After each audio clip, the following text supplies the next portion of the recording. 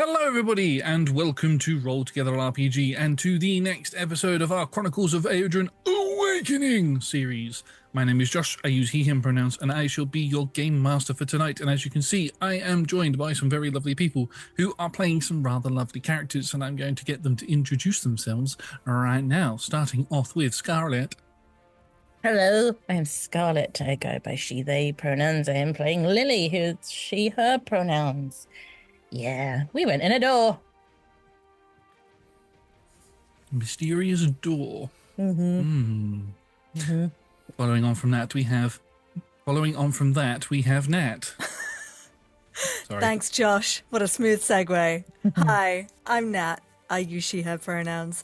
My character usually is Elodie Fogg, using she, her pronouns, but right now is Solarimus, using he, him. And if you want to know why, this is probably not the episode to jump into, folks. That's like 30 episodes worth of content. There's a lot.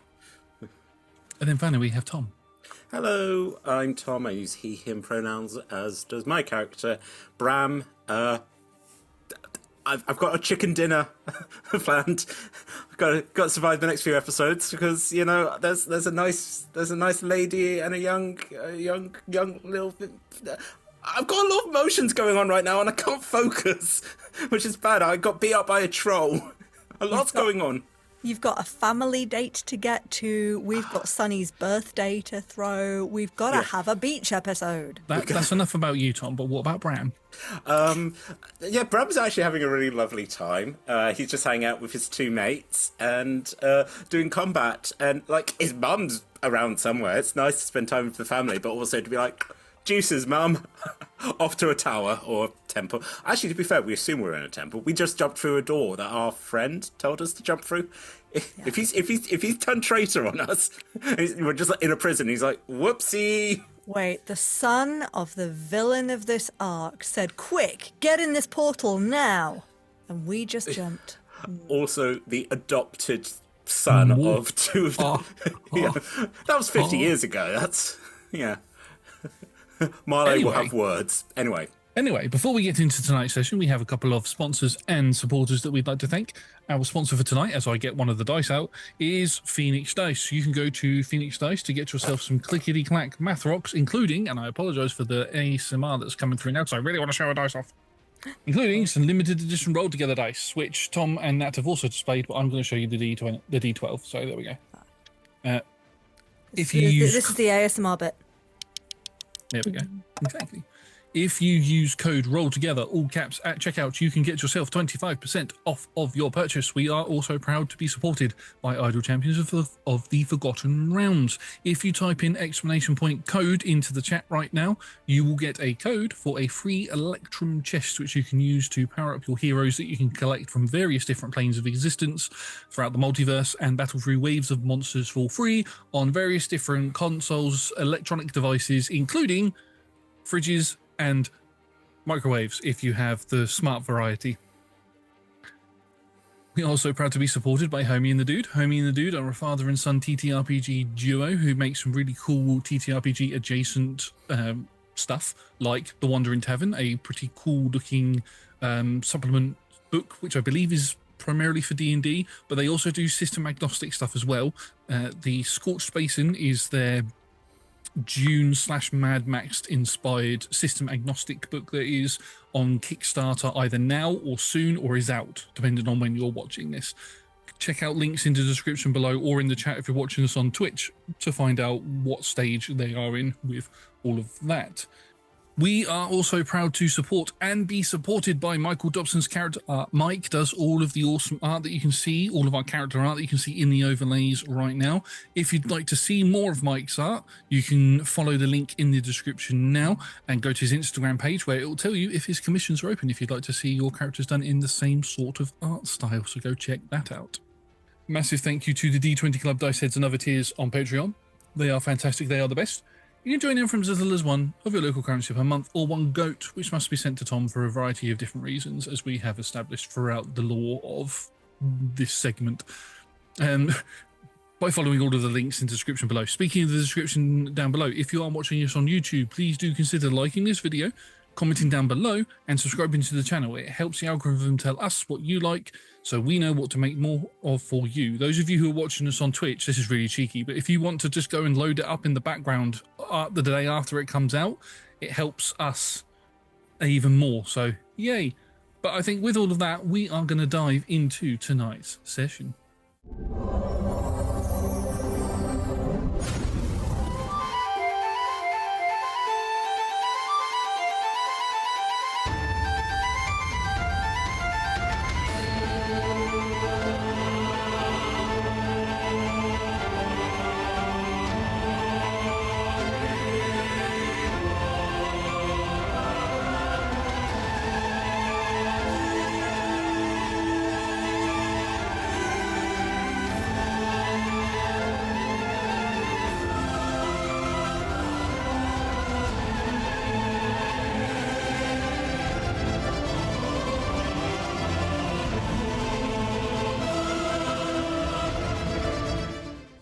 In our last set of episodes, in fact, actually, I'm just going to go over what these three players got up to during their session, and then we'll do what the others get up to in their half of the session. Yes, this is a group session that's split down into two halves. Should have said that at the beginning. I apologize, everybody. Anyway, this group were in charge of defending the town of Merkstead. They helped set up some battlements, set up preparations with various different members of the town, helped people to escape, and then had a bit of a fight with some of the soldiers. Very quickly, they realized that there were some rumblings happening with the mountains behind them, and then the mountains started to lift up out of the sky, right where the temple is, and the town itself started to become flooded from a underground lake that has now been exposed and is now flooding the town. Our party members, with water rushing into the underground cavern, ran down into the underground cavern to the rune gate, where Valak managed to open a gateway to a newly connected gate that he just found. He told them that he's been able to get a connection. He's opened it, and the team have just jumped in. And that is where we are going to pick up the session now. It was brought to my attention towards the end of last session that Tom, or Bram, you have a lighty sword. So as soon as you step into this room, which was pitch black when you stepped into it, but light begins to emanate from your blade, all three of you walk in, and you can see that you are in a very dark, quite a large room, like a what am I trying to think of? It's like a storage room. You can see there's some crates and boxes around, and there is a half-burnt cover that this rune gate was probably underneath, but the opening of it has caused it to singe. I'm taking inspiration for the very first episode of Stargate SG-1 for that, for anybody who didn't know. But anyway, one thing that you all notice as soon as you step through, in fact, Lilly, even though Lilly has an absolutely terrible passive perception, Lilly will be the first one to notice this, is there are vines growing out of the floor, along the roof, along the ceiling, along the walls, and wrapped around the gate and wrapped around a door that's right on the other end of this room. And you know this instantly to be dragonthorn. Dragonthorn, yes, it is everywhere. I know it's safe to touch and stuff. It's safe to touch, yeah. Yeah, okay. But that instantly tells you that there's either a dragon sleeping here or a dragon has died here. Oh.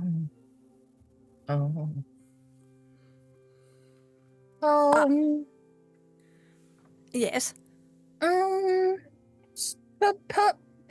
Possibly a sleepy person. Possibly a dead person nearby. Oh, Dragonthorn. Oh, yes. Mm-hmm. Yeah. This must be the other patch that Greta suggested there was some here, even though we went miles and miles away to an island to gather some. Yeah. Mm-hmm. Not that we're better or anything, but... No. To be fair, Mm. we didn't know how to get through this rune gate, and we wouldn't if we hadn't gone to the island. So it all works out all In the right. grand scheme of things, it all worked out. Yeah. So how quickly does Dragonthorn, spring up, then? Well, it depends if you magically make it happen, like like we did. Well- We made it come up all magically and stuff. It was really cool. You can grow dragonthorn. Well, it was a group effort. We all magically willed it to sprout. It's quite cool. We got a new ally. It was not a wasted journey. We did not lose about a month of our life on a wasted journey. This is why you I just feel like that's a very useful skill that we might have been able to make use of. But you weren't here, so that's all right.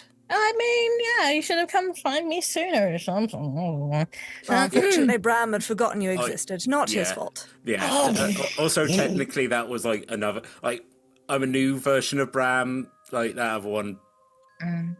Through glance at my associate over there, through circumstances, resulted in a brand new version of me, which some could argue might not actually be the other Bram, but we're going with it being. We haven't got time to get into the philosophy of Do you it. feel different? Yeah, I mean, so like scars are gone. I got kicked a lot of times in the kidneys, and so I don't have that. Doesn't hurt anymore. Also, I was getting into my mid-20s, and just the general ache that one has when you're getting into that age. Just I feel spry. So. Oh, I was going to say I wouldn't know, but Well, that's how old? Are you a different age than Elodie, or? well, Elodie is 19 and Yeah. 20, something along those lines, and I am just me, You're the personification of yourself. That's ageless, a legend. Oh, Bram has to look away a little bit. It's very endearing. Well, so that's of it. So Dragonthorn. Yes. So there's probably either.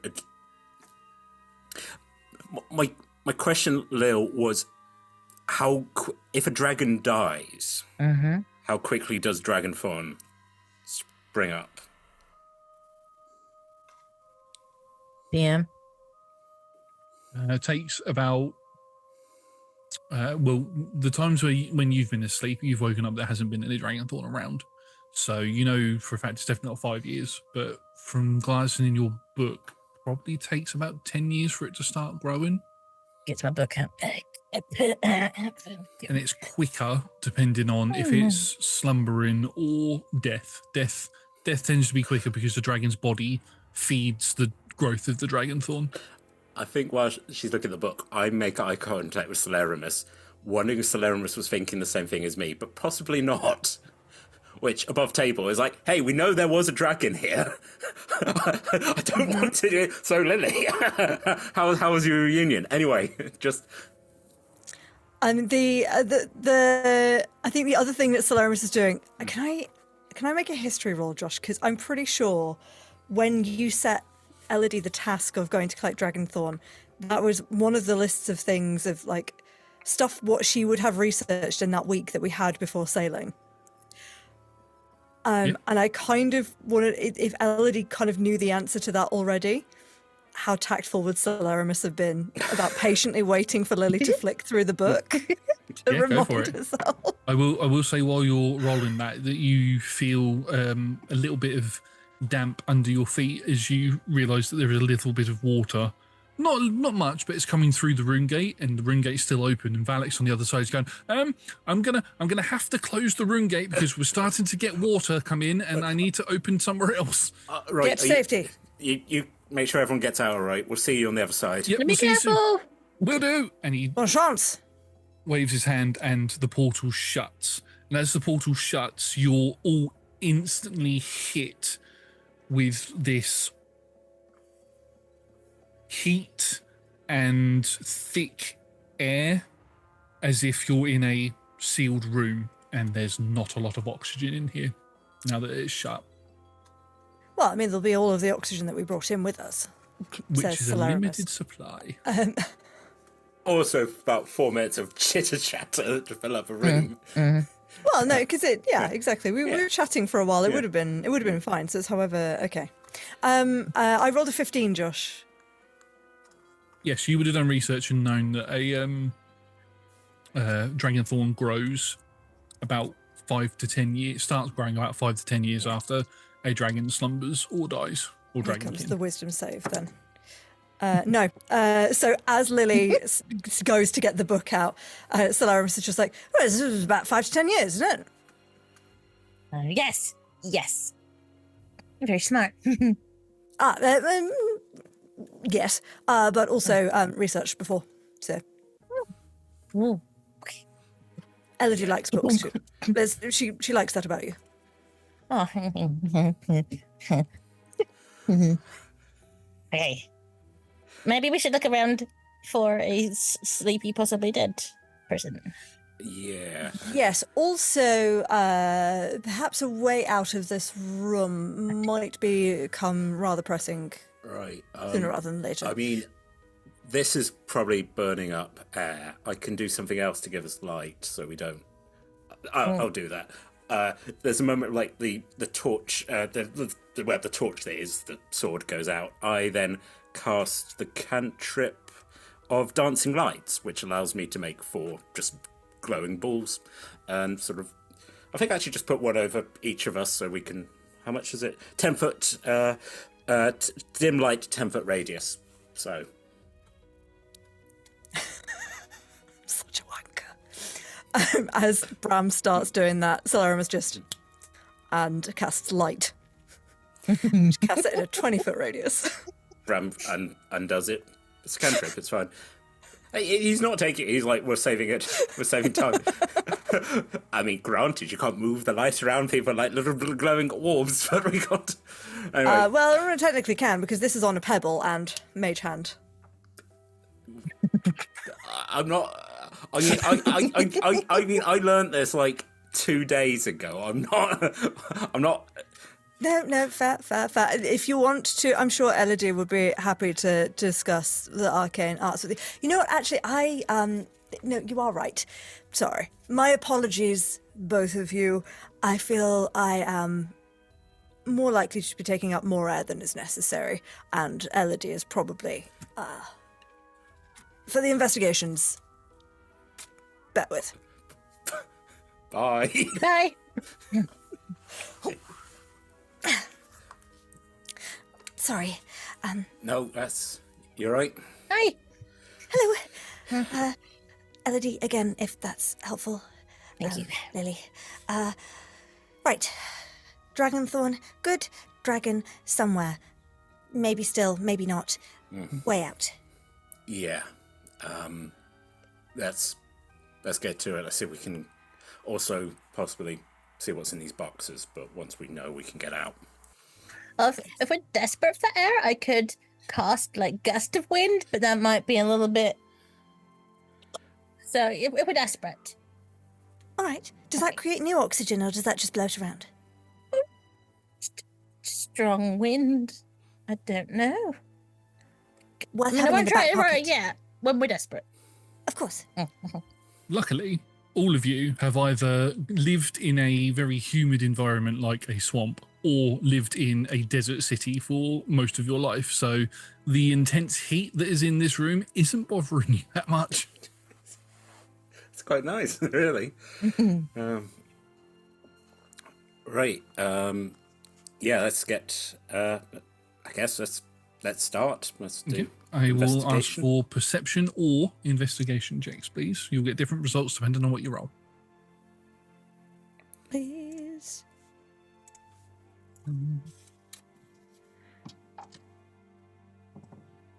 Ooh, 24. 8 investigation. 18 investigation. 8, 18, and did you say 24 for perception? Investigation. Investigation. Okay, so 3 investigation rolls. So, Bram, you're slightly sidetracked by the fact that you've got dancing lights. I think you said you got light going as well. I took dancing lights down because Celerimus wanted to show off. You've got light and you've got the I tell you flaming what, sword. I put the sword out because it is fire, and it is consuming whatever oxygen we have in here. I'm happy to say I also then lights cast. If I walk off into a corner, I cast dancing lights. So I'm just like, move that over there, move that over there. I almost feel, Josh, unless you've got anything else, that's kind of what I'm taking up. I'm like, Yeah, that's where I was going. You're getting distracted by all the different spells and light sources that there are around. So yeah, you're distracted with that. It's like when you get a lamp, and I was like, this can change colour, this changes colour. this one's like in the background, you just see it strobing, and he's like, oh, disco. Make it green, make it pink. Which one makes this room look better, where I can investigate better? And while that sort of disco light is going on, for Lily, the thing that draws your attention the most is the dragonthorn.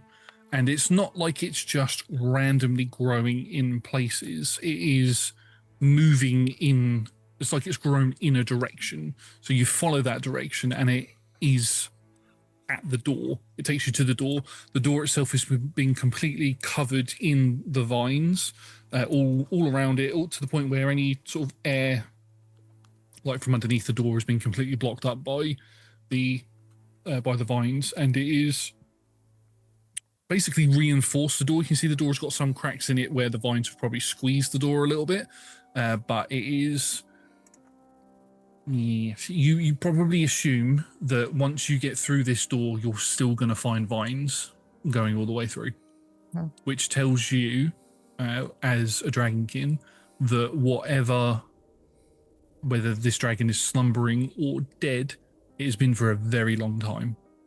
Ooh. Very long time. Maybe when this place was a Sky City time. Ooh. Okay. With the 24 investigation, probably focusing more on the crates and boxes and things that you see around.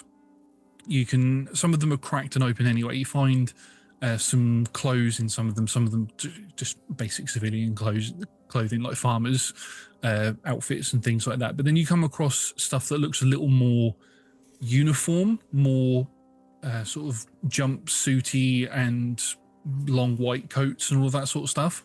And then you come across one crate, and as you open it up, there are sort of like rows upon rows upon rows of these strange little, almost transparent black cylinders. They're quite thin, so that they're like a pencil or a paintbrush. I've got a paintbrush here. So they're like a paintbrush, but maybe about twice as thick as that. Mm-hmm. All in the boxes. And do I get a sense of what material these are made out of? They're not made out of the material that you're aware of. I should also say that all of the crates have got writing on them, but they're in a language that you don't understand. Oh, interesting. If that's a language that's very familiar to, very similar, to the languages on some of Perry's journals. Right, okay. So I clock that it's probably that, but obviously can't really understand any of it. Do any of the symbols look familiar to any? Because LED's been researching like symbology and the older stuff. I appreciate you can't give me like full words and things, but like, do the crates say clothes on them? I mean, just looking in the crates, you can tell that these ones are closed. Yeah. But like, is there a logical leap to be able to see like there's clothes in that crate, and on the surface of the crate it's written like clothes, and so it was purposeful that these were in this crate for a reason, or have they just been stashed? So you find probably 2 or 3 crates that are full of just normal clothing, which all have the same symbols on them. So you can write down clothes and then the symbols underneath and be like, question mark, this could be what that word means. Mm-hmm. And then the ones that have uniforms in, what look to be uniforms in them, has a different set of symbols on, as does the strange cylinder devices. Okay.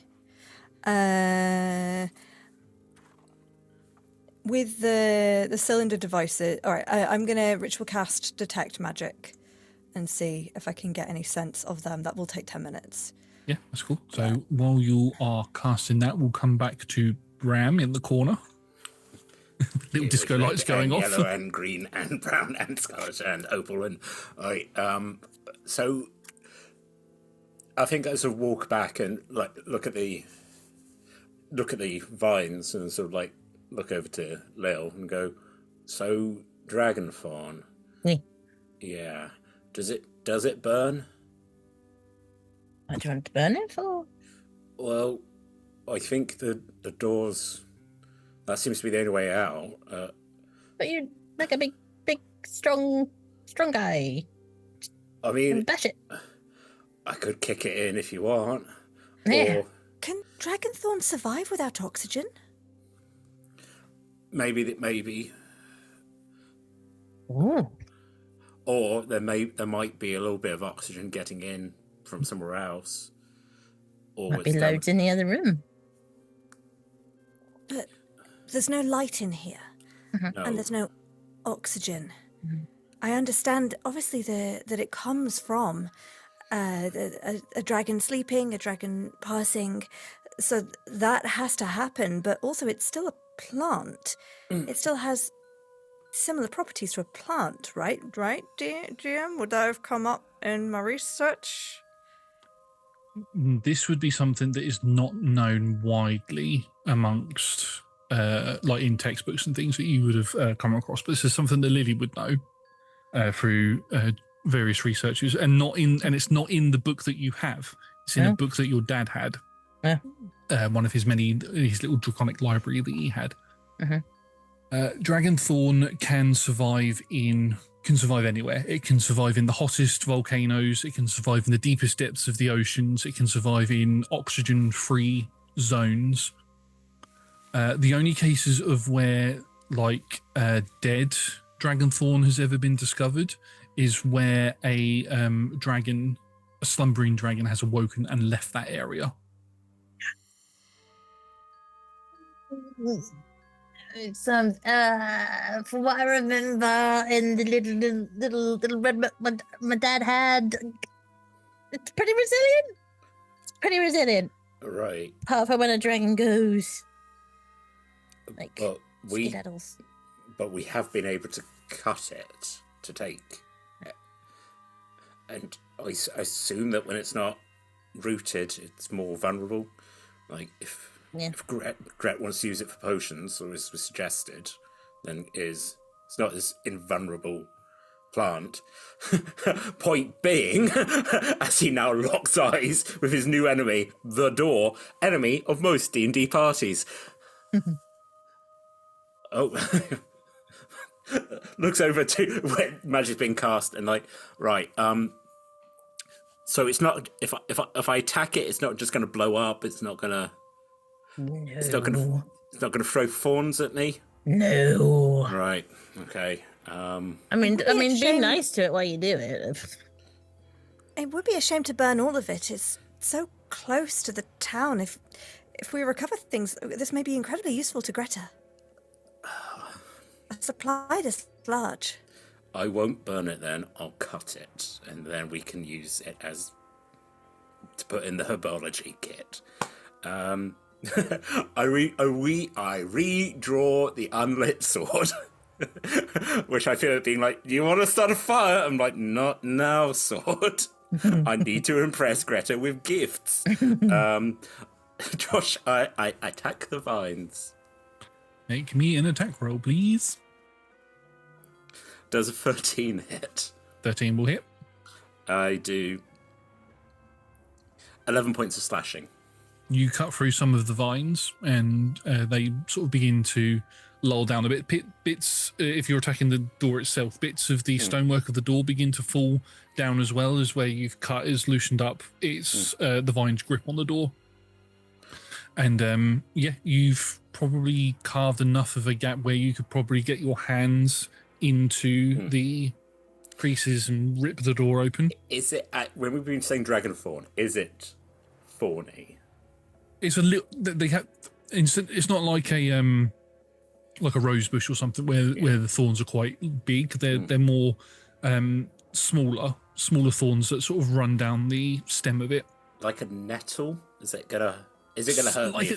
Like a nettle, but you're not gonna get stung from it. But you can sort of scrape and scratch yourself on it, sort of thing. If you were to like run your finger across it quickly. I think Logic aside, Bram dives into the bramble patch and starts trying to pull himself through. Awesome. I'm going to need a athletics check from you, please, as we're going to switch back over to Elodie, who is, I mean, you said a different name then, who is currently casting Detect Magic. As your spell sort of and sort of begins channeling the magic around, you watch as you probably see there's 4 trays of these things in this crate before it then goes down levels.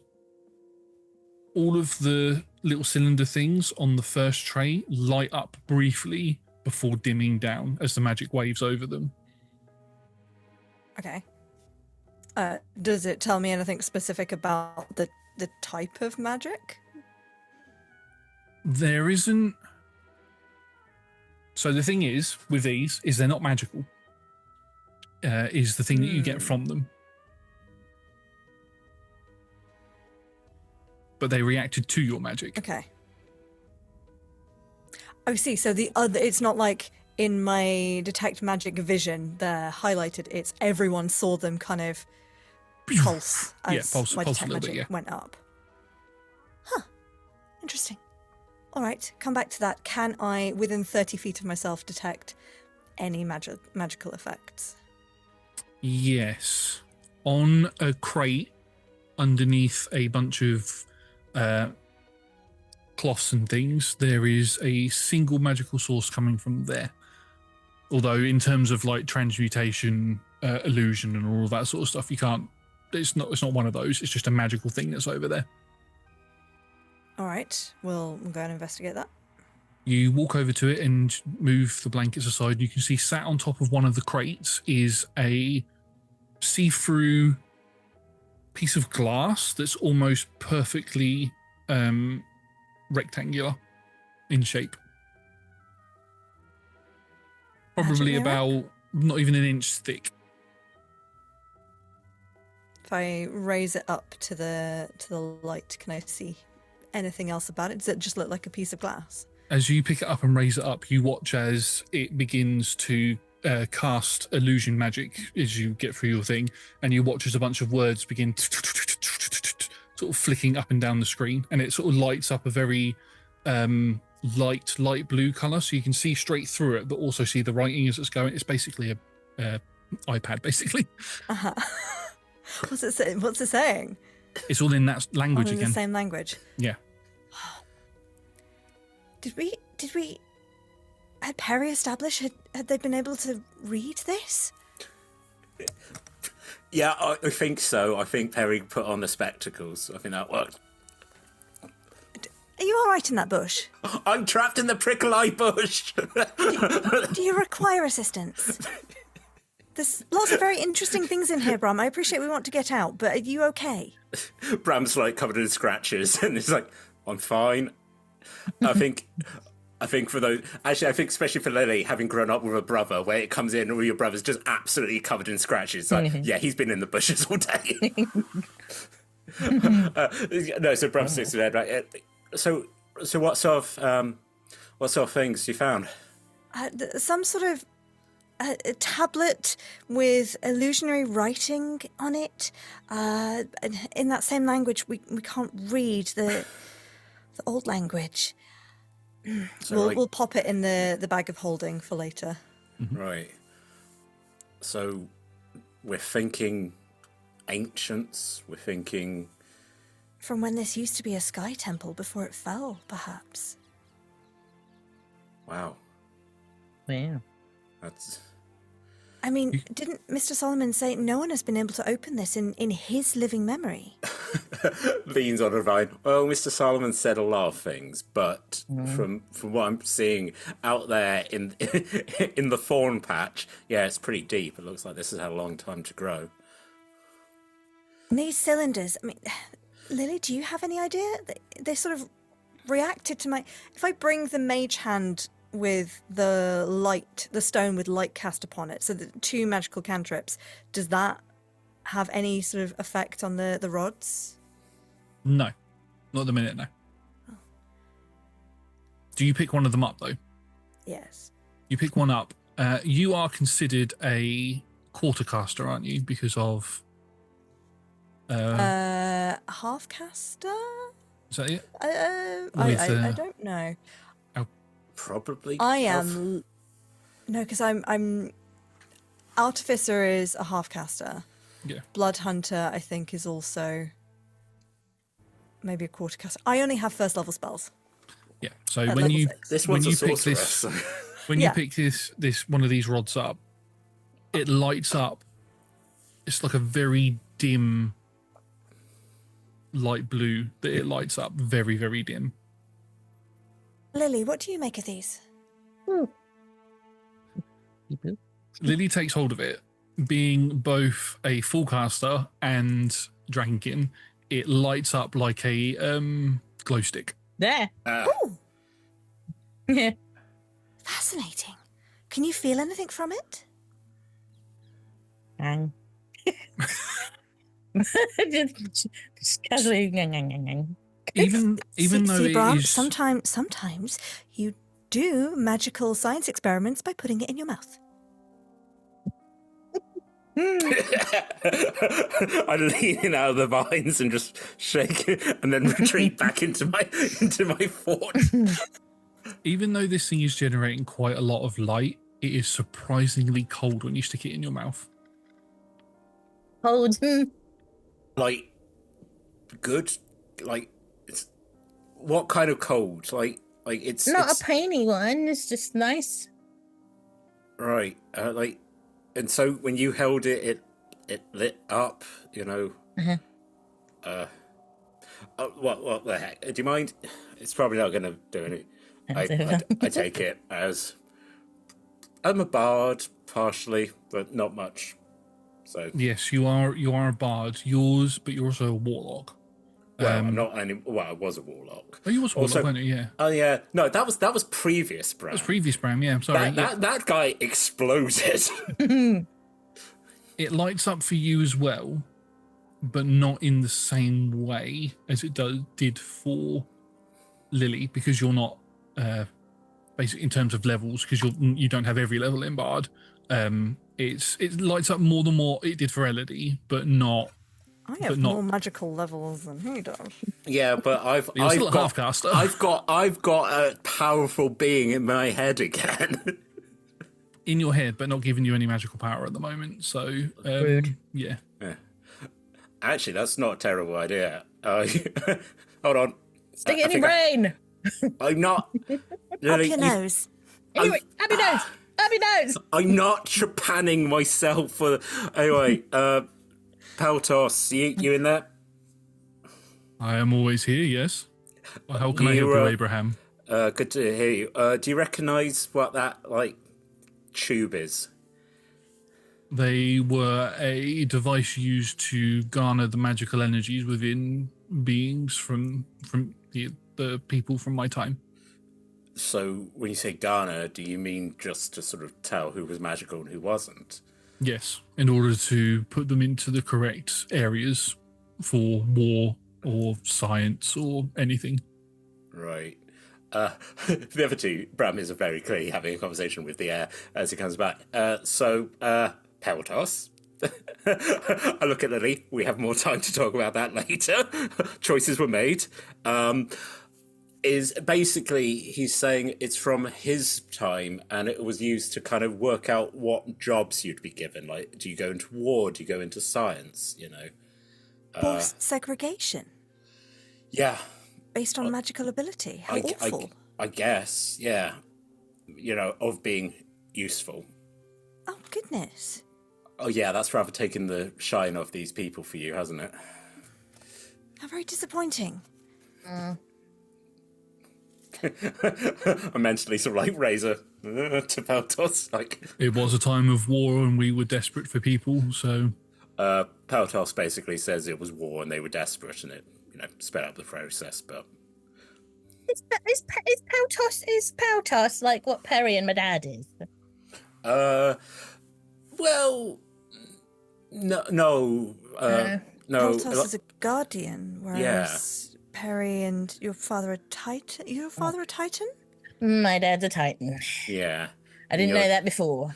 Yeah, and you're just like a little baby Titan. I'm not a Titan. I'm the daughter of a Titan. You You got are Titans. a fully grown woman who is capable in her own right. I had many fights with Valdris over the years, and he is a formidable warrior.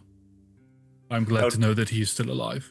Peltos says your dad was a formidable warrior, and he's glad that he's still alive. So. What were they, bros? Would you consider yourself bros? We had a mutual respect for each other, yes, I would say, but the Guardians and Titans were always at odds with each other.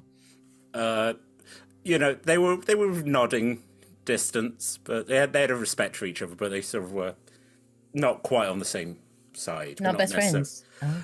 Yeah, no, yeah. Awkward, Mr. Headman. Yeah.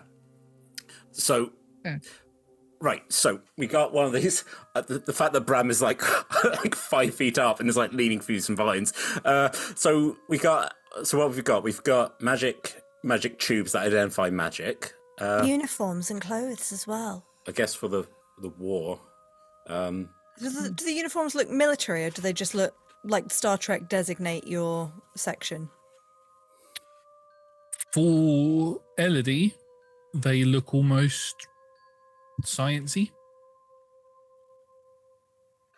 All of them? All of the uniforms, yeah. They're like jumpsuits and lab coat type thing. Very modern looking. Very chic. Very chic. When you say for Elodie, do they look different to the other two? No, it's more that you would have seen not like the jumpsuits, but like the lab coat style thing would have been something you would have seen quite a lot in Arakathas in the university. A lot of the professors the more scientific ones would wear lab coats. Because you actually went to school rather than the homeless kid and the swamp kid who just like, I don't know how to read. Well, actually, we're very good at reading. Right, so we got that. We got, I think you showed the tablet. We got that as well. When we find Perry, that might be useful to be able to work out.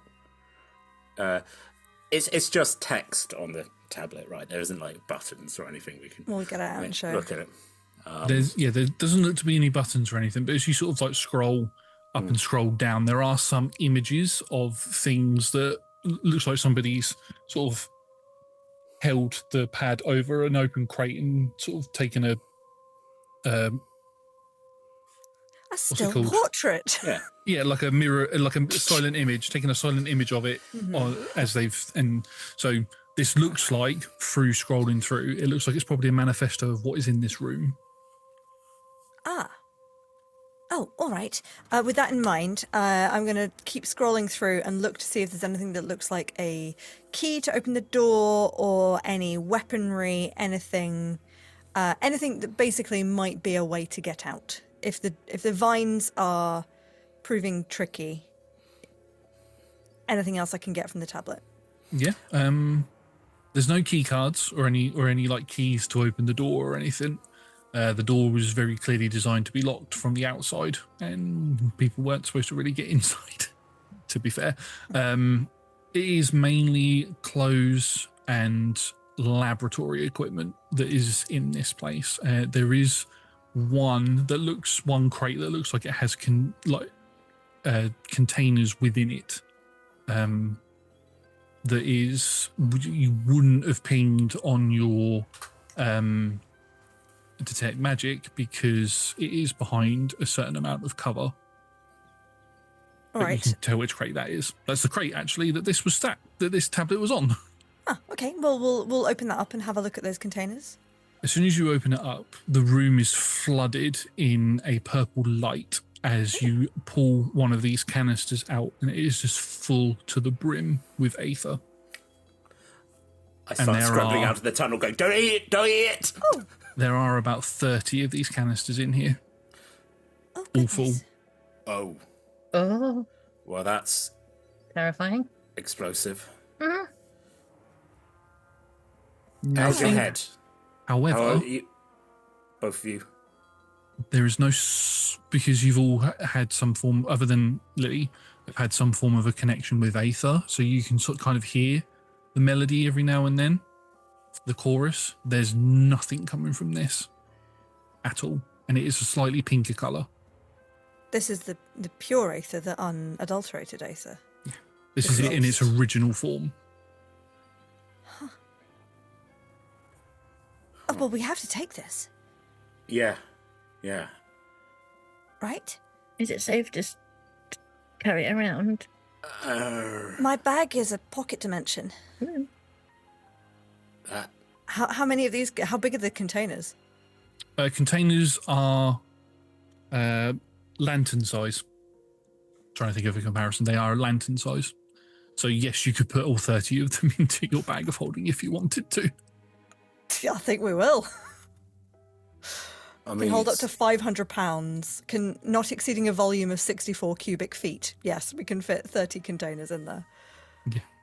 Yeah, you start feet. It's going to take a little bit of time to get them all in there, but yeah, they're not going to bash against each other or smash on the inside because it's a pocket dimension. So yeah, you get that in there.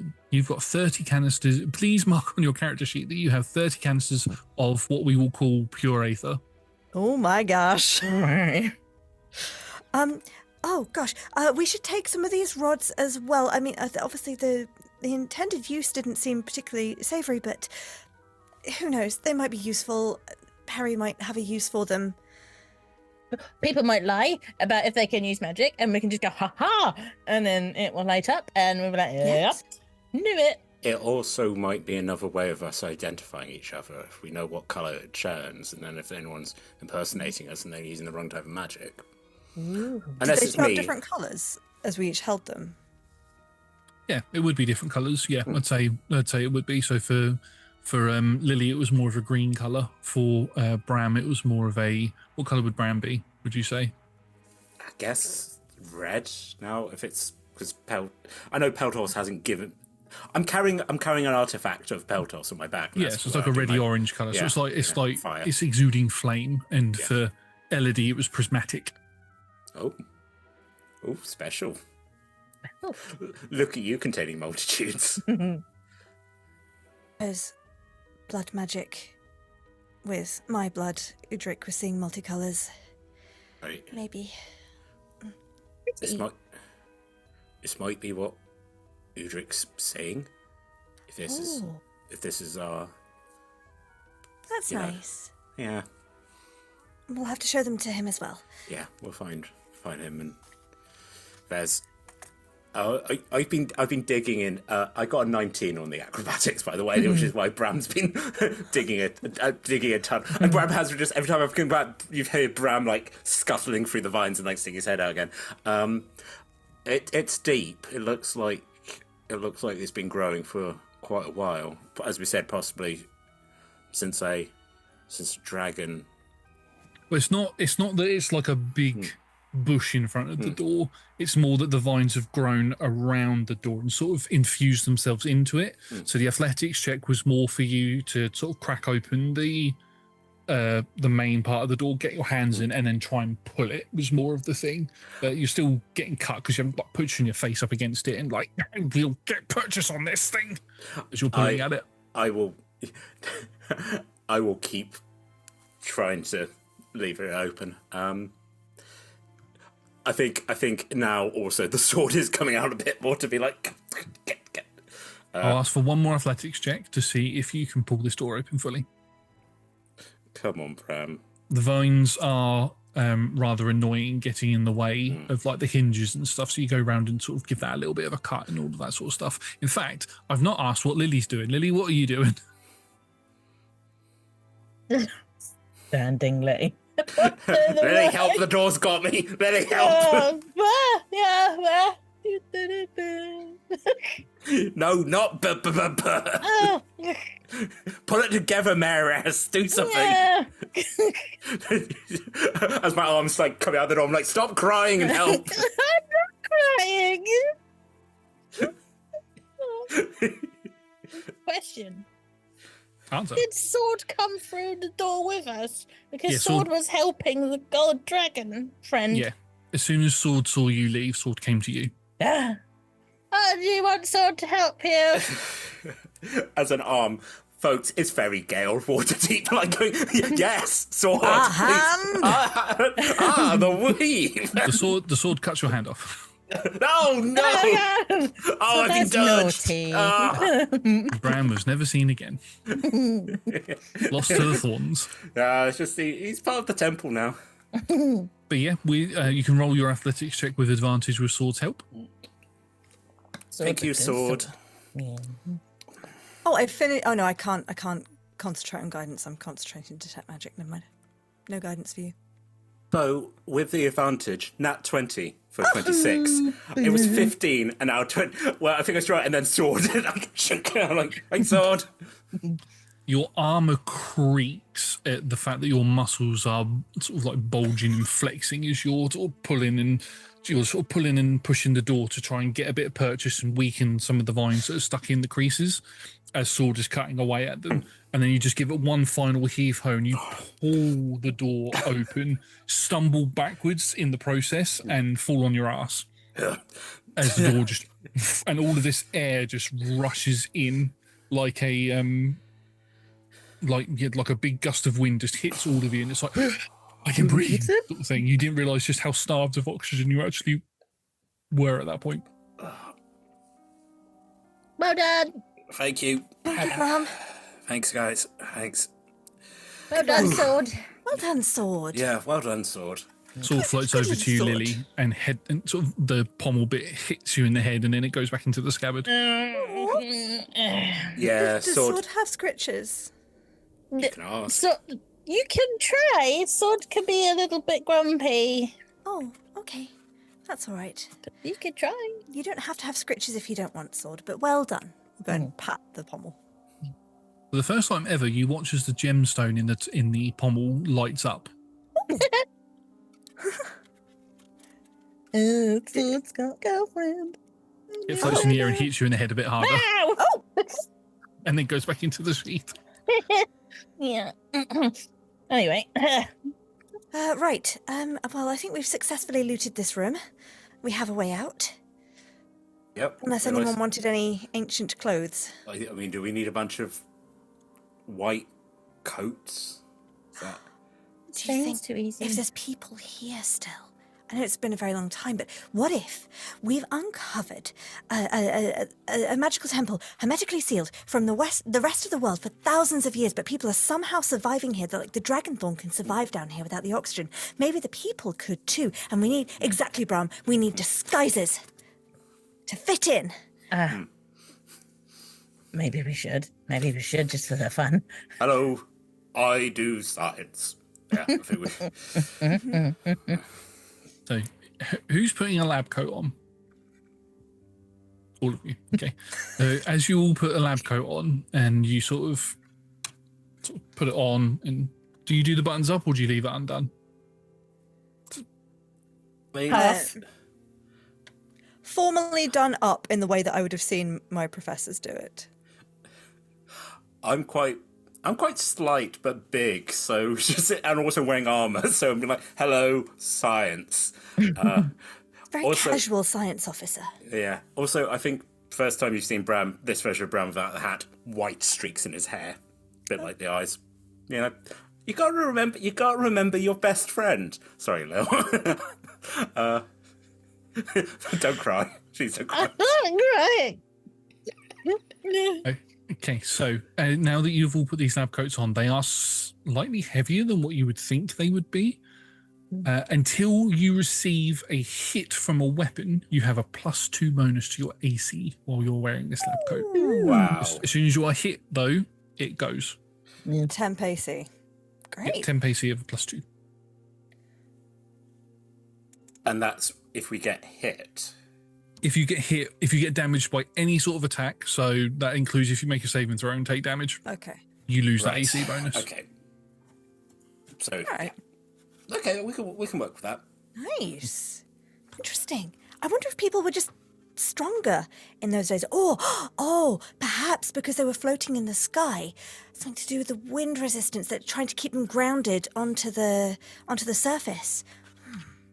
Buff scientists. Elodie just starts walking out, but is in full on like sort of theorizing mode. We We gotta follow her. She will just walk off. Okay. So, as you've opened the door, you can see that there is a large corridor that leads sort of a slight incline that goes upwards. And this hallway looks like it's either partially caved in at some point or a boulder has sort of come into it. So part of about halfway up this slope, there is this large boulder there. So you have to sort of squeeze past, like you do in the loading screens in video games. You have to sort of push past. It's like one of those. But the vines grow all the way up. On the side where the boulder isn't, it carries on going. But on the other side, it stops and then carries on the opposite side of the boulder. It doesn't go over the boulder at all. Boulder wasn't there originally, has been recently moved there. Mm-hmm. But you can see that it's clearly come through the wall. This must have been a very big dragon. Is this a longer, larger patch than the patch that we saw in on Marley's Rest? Of Dragon's Thorn. Yeah. It continues well up into whatever the next room is. So you're not sure how much of this place this Dragonthorn takes up. Where you were wasn't where it originated from, I can tell you that. Oh, so it's grown much like ivy, it's spread, rather than it being just covering the patch above. Unless we're talking a dragon so ancient and so large that this entire floating island was dragon. Back with the dragon. That's really cool. I hope that's what it is. Well, as cool as that is, especially if it's either a dragon that's asleep or a dragon that's dead, if they We should wake it up. We, me and Elodie, have had to deal with a dragon in the last week. Oh, one that was corrupted. Yeah, and that went all right, but that was not easy. And actually, that dragon surprisingly chill once you got to talk to him. If this is an ancient dragon, actually, I look at Lily. I'm like, you might have a chance to convince them. You're very endearing in that way. No best friend. No best friend. But how ancient would it have been on the grand scale of Perry? Yeah. How ancient is ancient? How do you even quantify ancient? Is it thousands of years, or, I mean, we know What Perry... is in my studies, Josh? Mm. How old? Like in the real world, like the oldest ruins that we have are sort of like, I don't know, Neolithic, Stone Age. We're talking like ancient Egyptians are 5,000 years. We're talking like 7,000-8,000 years old, yeah. or something. Sorry, history nerds. But like we're talking nearly approaching 10,000 years, sort of thing. Like the oldest. Or how old are the cave paintings? The ones in France. They're Like 14,000 years. They're older than that. They're like really old. after dinosaurs, aren't they? Not long after dinosaurs. I mean, everything's relatively after dinosaurs, yeah, but I also... mean, not long after dinosaurs. Are we talking Flintstone era? That would be pre-Flintstone. They're the That was one of modern the stone. that was one of the things in the room that you walked past was a vehicle that had big wheels and you had to stick your feet through. Either 17,000 or 22,000 years old. Right. Those cave paintings, yeah. So that's like the earliest sort of records we have of civilization, of like human-esque civilization on our planet. Mm-hmm. I feel like surely that's something that in Aeodrun we would have had, like Elodie would have learned in history lessons, like how old are the oldest records of civilization we have in this world? So in terms of this world, from what Elodie has learnt in school, history only goes back 2,000 years. It goes back to a period. So it goes back to a period known as the Severance, which is when basically the elves fell out with each other and they separated, and that's where the sort of the new time was. That was such a focal point.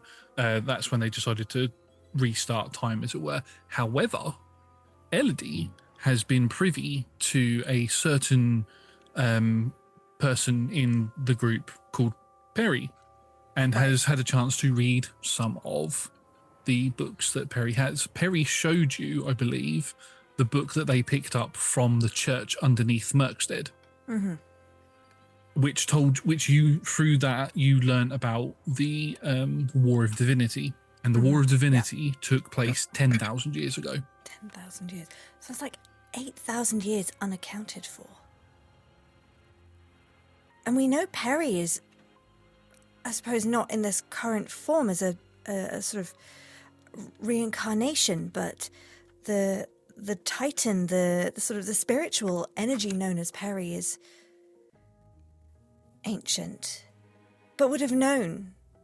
I mean, the language that's written here is the same one in some of her journals, so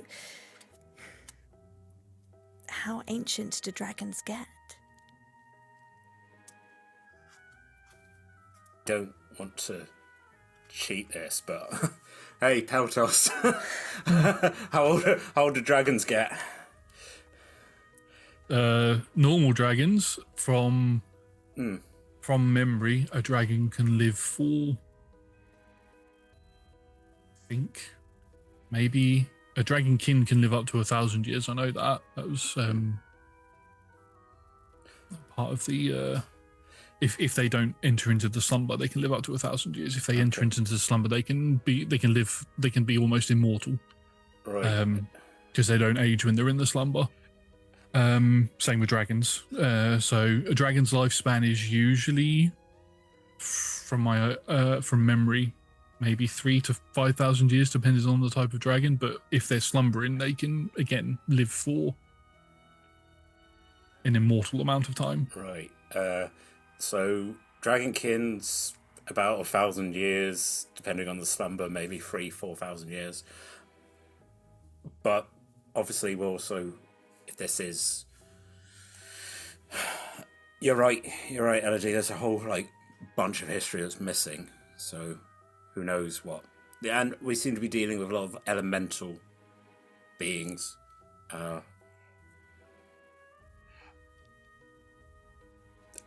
Look at Lily. 1,000 years you can last. Did you know that? I've already slept and not aged. Yeah. Bram looks away. Bit sad now, because when it's... Hey, How old is Lily? interesting question. How old is Lily's body, should I say? Probably about 19. So you're actually 29 because you slept for about 10 years, but in total, but your body is 19. A refined lady. You too can stop the aging process. Just go turn into a rock in a swamp somewhere. Let's go eat Have a peace. big sleep. Yeah. Have a good eeps. It's fine. So, I guess, sort of, if on average a dragonkin can last 1,000, sort of. Do we? And again, I'm looking at the two bookworms. Do we have an idea when the cities fell? Definitely do.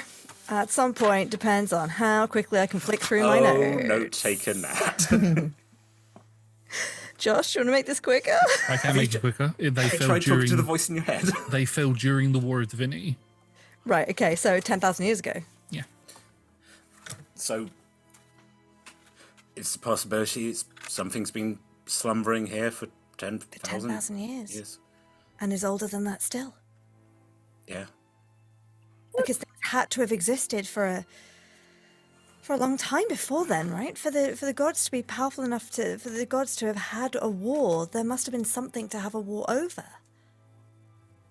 And they brought the city crashing down on top of maybe the dragons below. Maybe the city sort of pushed them down, held it there, and it grew up. Maybe. Well, and technically... Are you actually? Yes. my dad... Yeah. My dad Oh yeah, your dad, Very Titan. old. Hasn't reincarnated. Right. Also hasn't said whether he slumbered or not. I didn't say that, but, You super can't be- old. You can't be asking your parents that. Maybe this sleepy dragon, sleeping, hopefully, it was like friendos with my dad. Could be useful. I'm just saying, you know.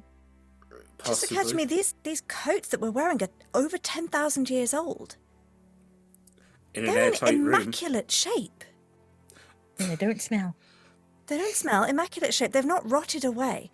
This is terrible for the environment. Mm. Microplastics. Yeah. It's never going to go away. Mm-mm. Well, it might, sort of now we've taken it out of the room, we might have broken the seal and it could start breaking apart. Or alternatively, we've just got some lovely, durable clothes for the next bit of this adventure. I mean, they're going to protect they're like, because you're saying these are like lab coats, they're going to protect us from stains and chemicals and, don't want to ruin our nice clothes. But yes, okay, right, we've introduced bad fast fashion into this. Yeah. I'm assuming that a lot of this is taking place as we're sort of walking down the corridors. Oh, no, Nat. We've been standing in front of a folder for 10 Very still. Have we come Facing across each other. anything? As you're walking up, you come across more and more vines, but as you go to sort of do the whole loading screen bit by pushing through this sort of tight gap, Lily, I am going to need... Now, I'm going to let you choose. This could be either an Arcana check or an Investigation check. Arcana, 100%. Ooh, that's a 20, not a natural. Ooh.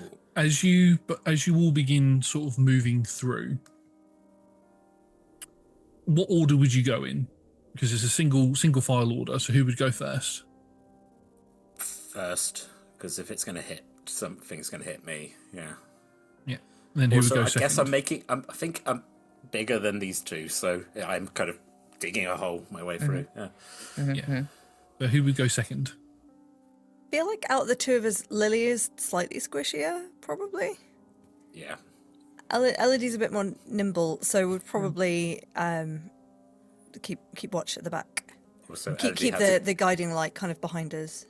Elodie has a gun as well, which is always useful.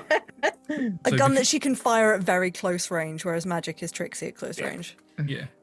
So with sort of going through this area, you do have to push your back up against the dragon thorn as you're going through, so you will take some scratches and things on your back. Not enough to like actually do damage to you in terms of your health point pools, but it's going to sting. Imagine if you took away our beautiful coats at this point. You're just like, you went through the wall with that costume. Yeah, you went through there. Sorry, you've lost that ability now. That's not the case. Lily, as you go through and you place your hands on this boulder, you feel a warmth come from inside of it. And as you look closer upon it, this boulder has got scales on it that are stone. Oh, okay, hold on a minute. Hold on a minute. What have you found? What's up? Touch it with me. Touch the boulder with me. Can you feel that? How long have we been walking, Josh? Like time-wise? Oh, this is just this is a 100-foot corridor, so this is about 50 foot up. So Detect magic's still up. Detect magic's still up. You can't detect anything because again, it's through a thick substance. Sure. I think it's I would say specifically you get through a trace lead, of it. isn't it? Let me just reread that. There might be a wall. Magical effects within 30 feet. The spell is blocked by 1 foot of stone, dirt, or wood. Yeah, so it's, a you foot. get a sense from you. Now that Lily's pointed it out, you can feel a magical sense coming from it, but it's something that you would have walked past and not noticed if it hadn't been pointed out to you. But there is a magical source inside this rock. What kind? Divine. Can the two of us also feel the heat from the boulder? Yes, you can feel that something is warm behind that rock. Right. So And it's not like it's just a boulder that is just there. If you were to investigate, the boulder extends out with this the impact of it, so it goes somewhere else. So it's not an egg, is what I'm trying to say. Okay. Hang on. Why is it scaly? Did we ever read anything about... Oh, flip. This is going to take me too long to scooch through all of these. That's all right. I'll notes. just keep going. Fist, claws to Lily. I am getting a very vague memory of there was a dragon under the temple. Was it Bahamut?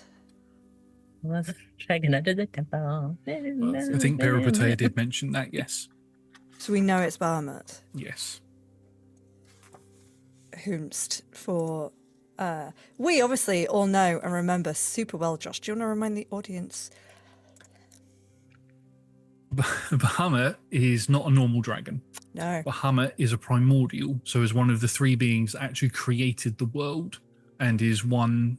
The other two were corrupted by Aether during the War of Divinity, which is what started it, and Bahamut was the one that calmed them down, but was severely injured during that encounter, and had never been seen since.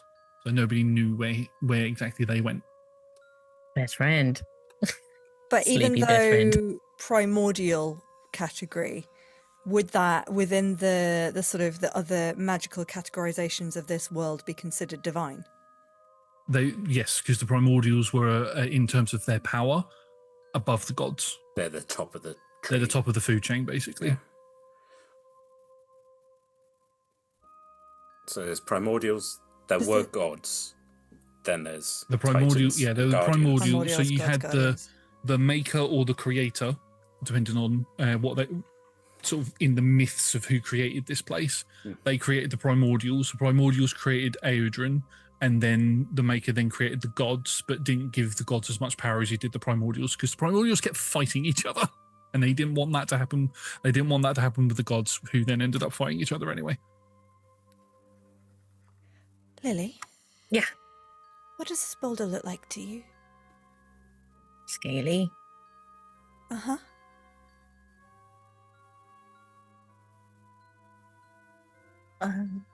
Any more? Like, Pardon? any more? You know, like scales. What? Maybe an egg? You said not egg, right? Damn. Definitely not an egg. If you were to trace the boulder as it leaves, it extends out of the hole and disappears Oh, outwards. Um. But you can't see out of the hole. Oh. Your best guess, Lily, looking at it and feeling the thing, this is probably the tip of...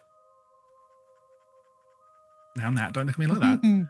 This is probably the tip of either a finger or a toe. Oh, fingy.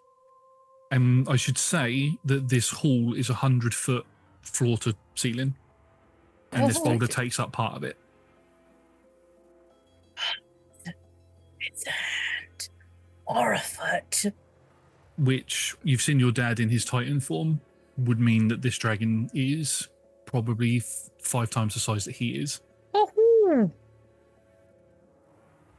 Ooh. He's a big boy. Big one. The island fell on Bahamut? Or Bahamut was flying the island around? Should find the head. Should find the head and see if we can wake them up. He's there. Astronomical. I don't know if we're even comprehensible for something. If that's the tip of a finger, think how big that head, the eyes, the mouth of that thing is. Can it But comprehend? We're sensing warmth. I'm feeling divine magic. He isn't dead. Sleep. No, Sleeping. He's asleep. but we don't know what put him to sleep. Was it his injuries? Was it others? Was it? Well, you And know, why you get this- injured, you go for a nap. It happens. We also have to be aware that something's happened with the others. That now suddenly this thing's shot off and the town's flooded. We don't know what the others have done. I don't want to be like that, but we don't know what Kimdak's done. We don't know what any of those others, what doors might have been open. We have to hope that this creature sorry, like business handler. Sorry, but we have to hope that they're on our side and they can comprehend. Like, it's like us with, I don't know, ants. The problems of ants mean nothing to us. Just going to take out one of the black cylinders Smart. and tap it against the rock. It breaks with how much it lights up. It just cracks Ow. and disintegrates. Oh, It doesn't cause any damage to you or anything, but yeah, like a flashbang in your hand, basically, and you sort of you're all blinded for a second, and then as you look back, it's just dust particles in your hand. Right, okay. Incomprehensible powers beyond the ken of man or mortal. My next thought was the Aether, but I don't think 30 is going to be enough. It might help. Woke up someone else before, could always give it a go. Is this the place to do it? Do we want to try and find the others first? Yeah, let's probably try not to drop the temple on them, because then if we come and they turn out like Perry's still prisoner, maybe the others, they'll be. They're fine. They're fine. We're going to find them. We're going to get out of here. We're going to have a birthday party for a small child. It's all going to be okay. Yes. Right. Readjust the lab coat. Right. Gently pat the boulder finger.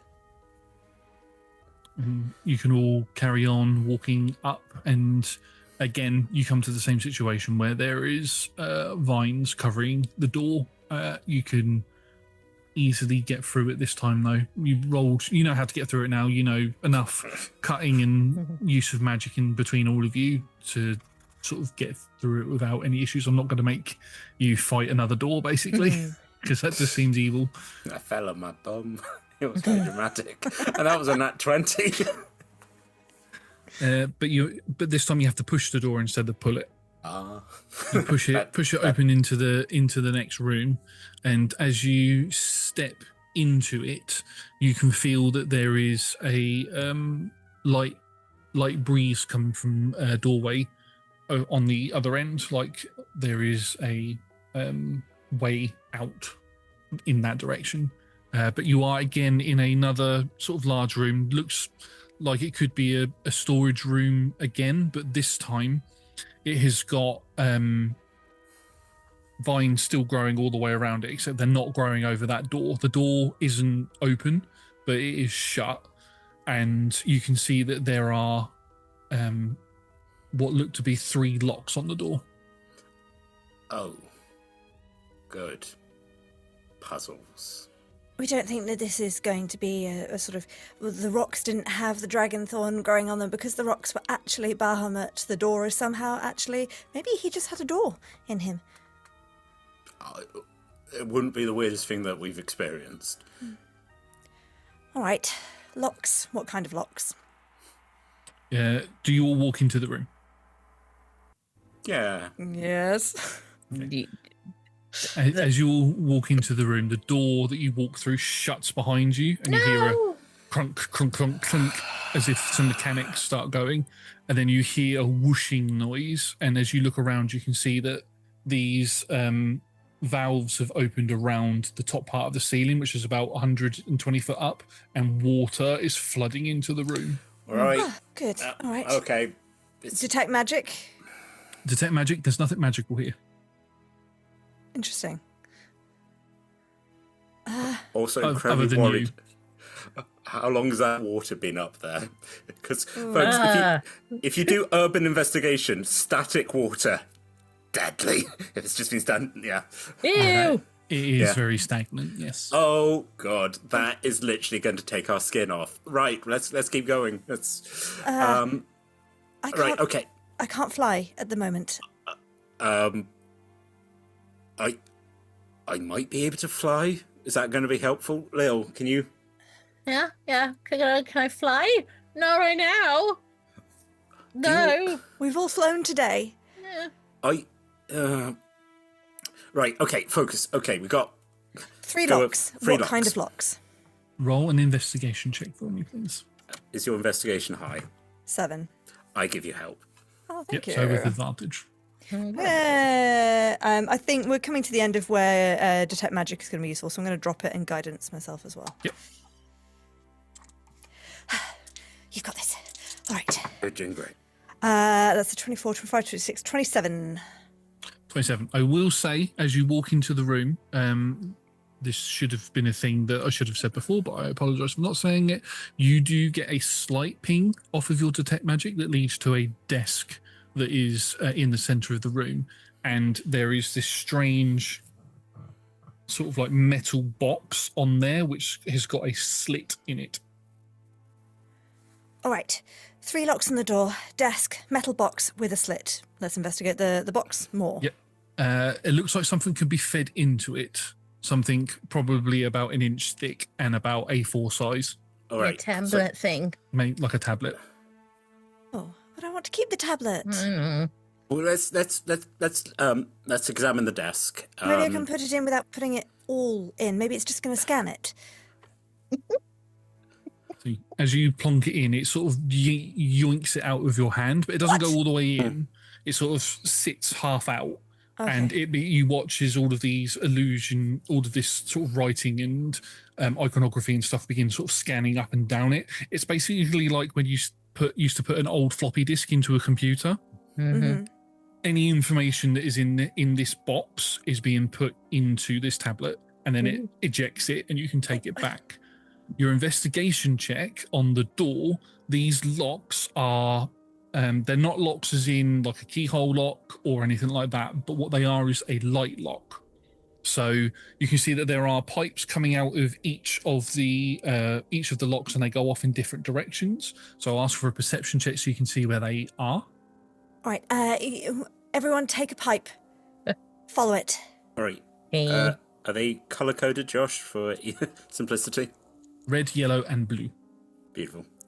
Lovely, lovely. Red, yellow, and green, because I want traffic lights.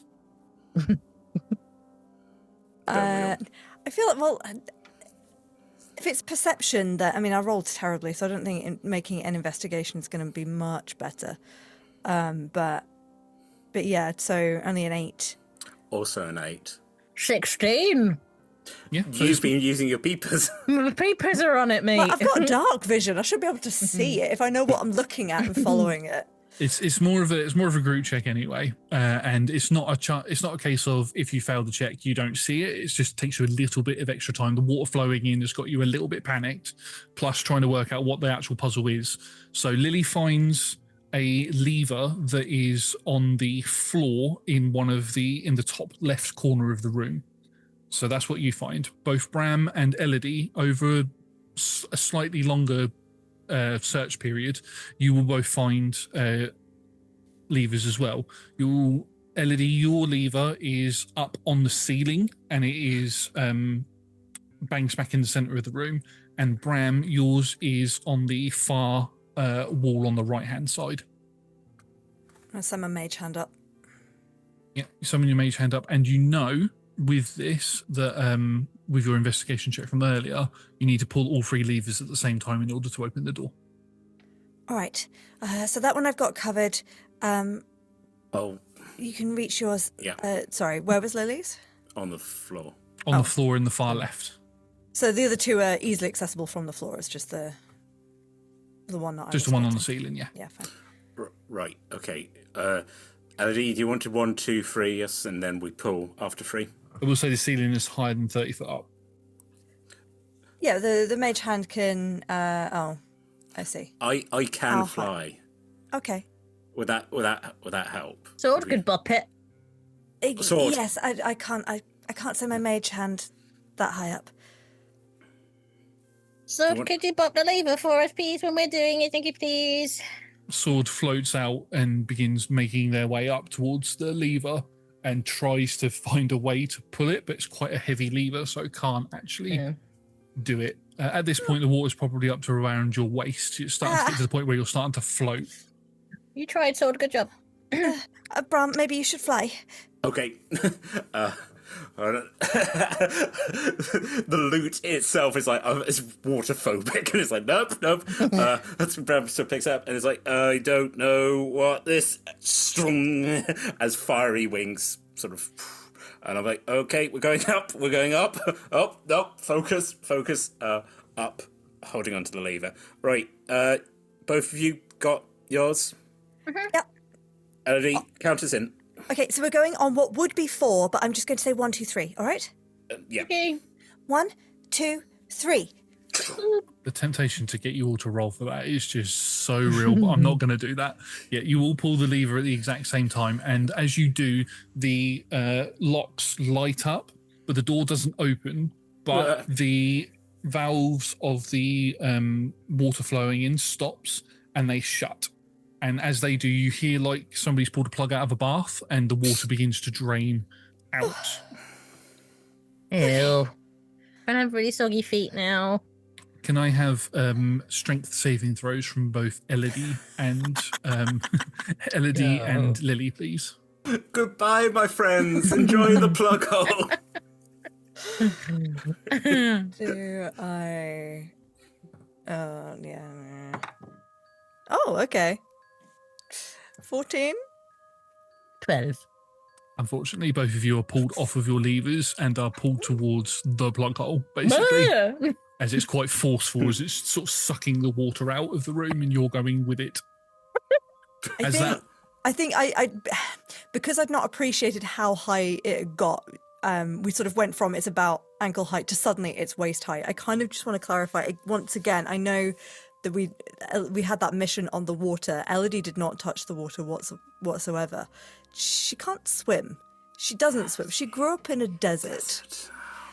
So there has been a lot more panicking so far. And as soon as she starts getting swept away, it is full on like screeching panic.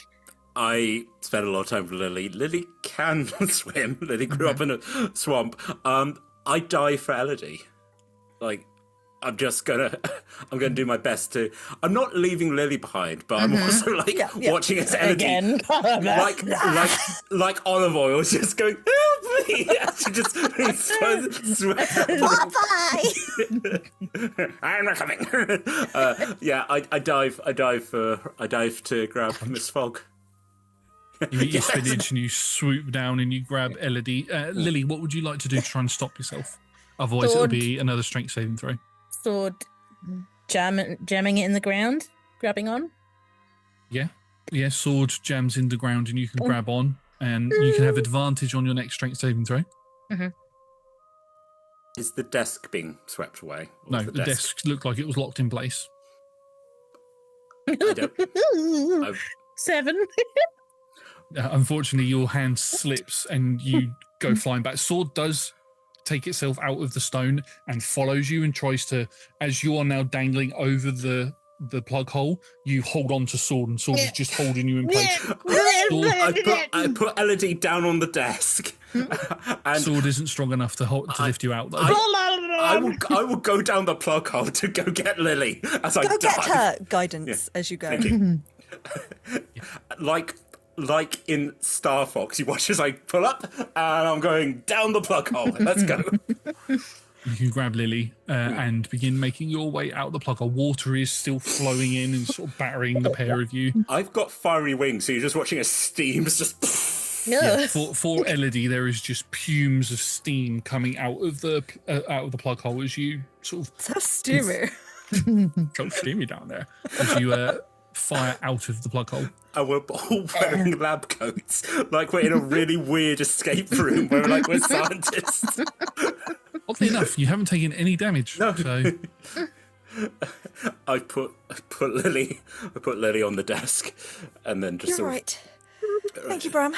You're welcome. You're both all right. Yeah. Okay, just. Unpleasant. Yeah, just take a moment. Just. Right. So. Plug hole. Yeah. Door's still shut though. The plug hole shuts, and you hear a noise like a noise, and then electricity starts bouncing around on the floor. Right. Okay. The floor's electrics. Right. Does the door still look closed? The door is still closed. Yes. All right. So we've done levers. Do the locks look like they've lit up at all? They lit up when you pulled them for the first time, and then the water started draining. But as soon as you two got swept away, the levers went back up, and then those two lights turned off. Right. With your high intelligence, you need to hold on to. You need to Yeah. hold the thing down for long enough in order for it to stop whatever effect is happening, and then the door opens. All right. So, Bram, you can still fly. Are any of the levers reachable from the desk? No, And we can't move the desk. you can't move the desk; it's locked to the ground.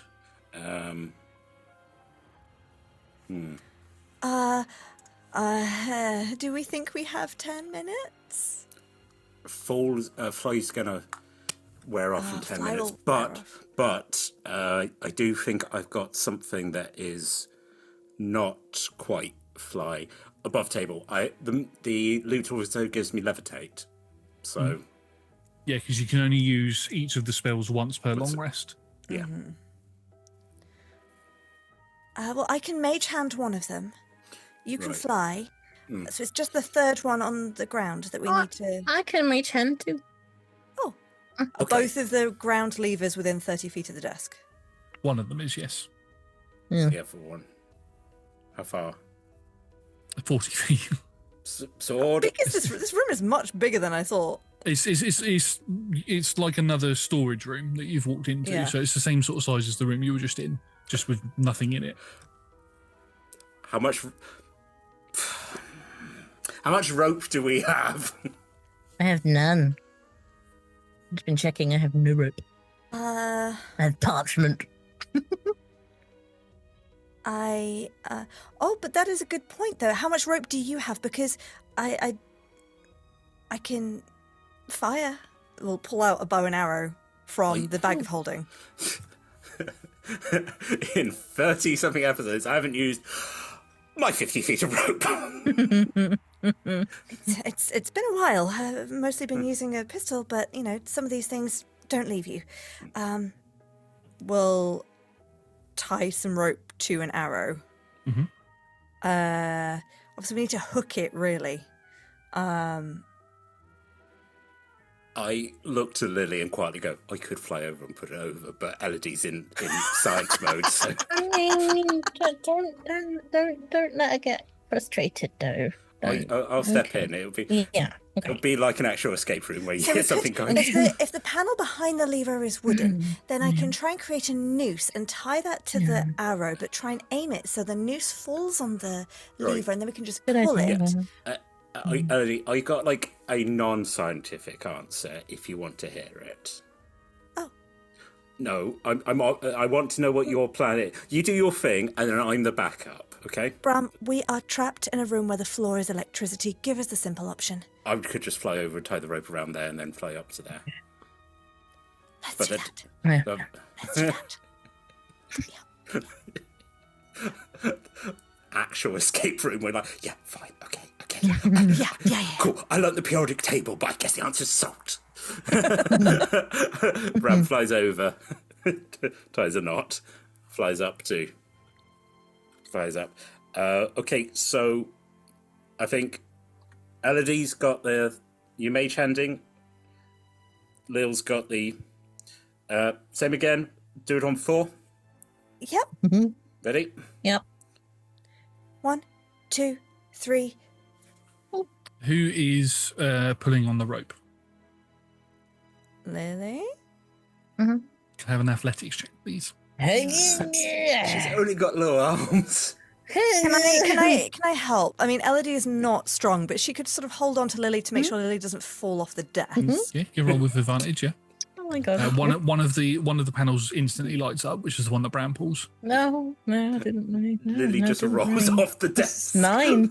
So can you just go? My Guidance. back so I don't fall off. Guidance. Guidance, sir. Have another d4. Come on, you've got this. Okay. 9. You're definitely better at pulling this rope than I am. Ooh. 13. 13. So you managed to pull the lever about halfway, but because you can't get it down to pull down to get it all the way, so it doesn't move, and it's quite heavy. And where is the mage hands? It's on the other one that's within 30 feet. One mage hand or two? Oh, well, it was just one. I could, One. but We can send two if we don't think one's going to be strong enough. You try to pull one, the mage hand, the single mage hand tries to pull it down on its own. It doesn't even, it budges again to about halfway. And then you're like, send the other mage hand over, and that Go on, Slappy. fully pulls it down, and the other light lights up. But where you've tried to pull the rope, it hasn't pulled it all the way down yet. All right. What else? What else have I got in here? Go, Pet! How is shooting the lever going to help? I don't know, percussive maintenance.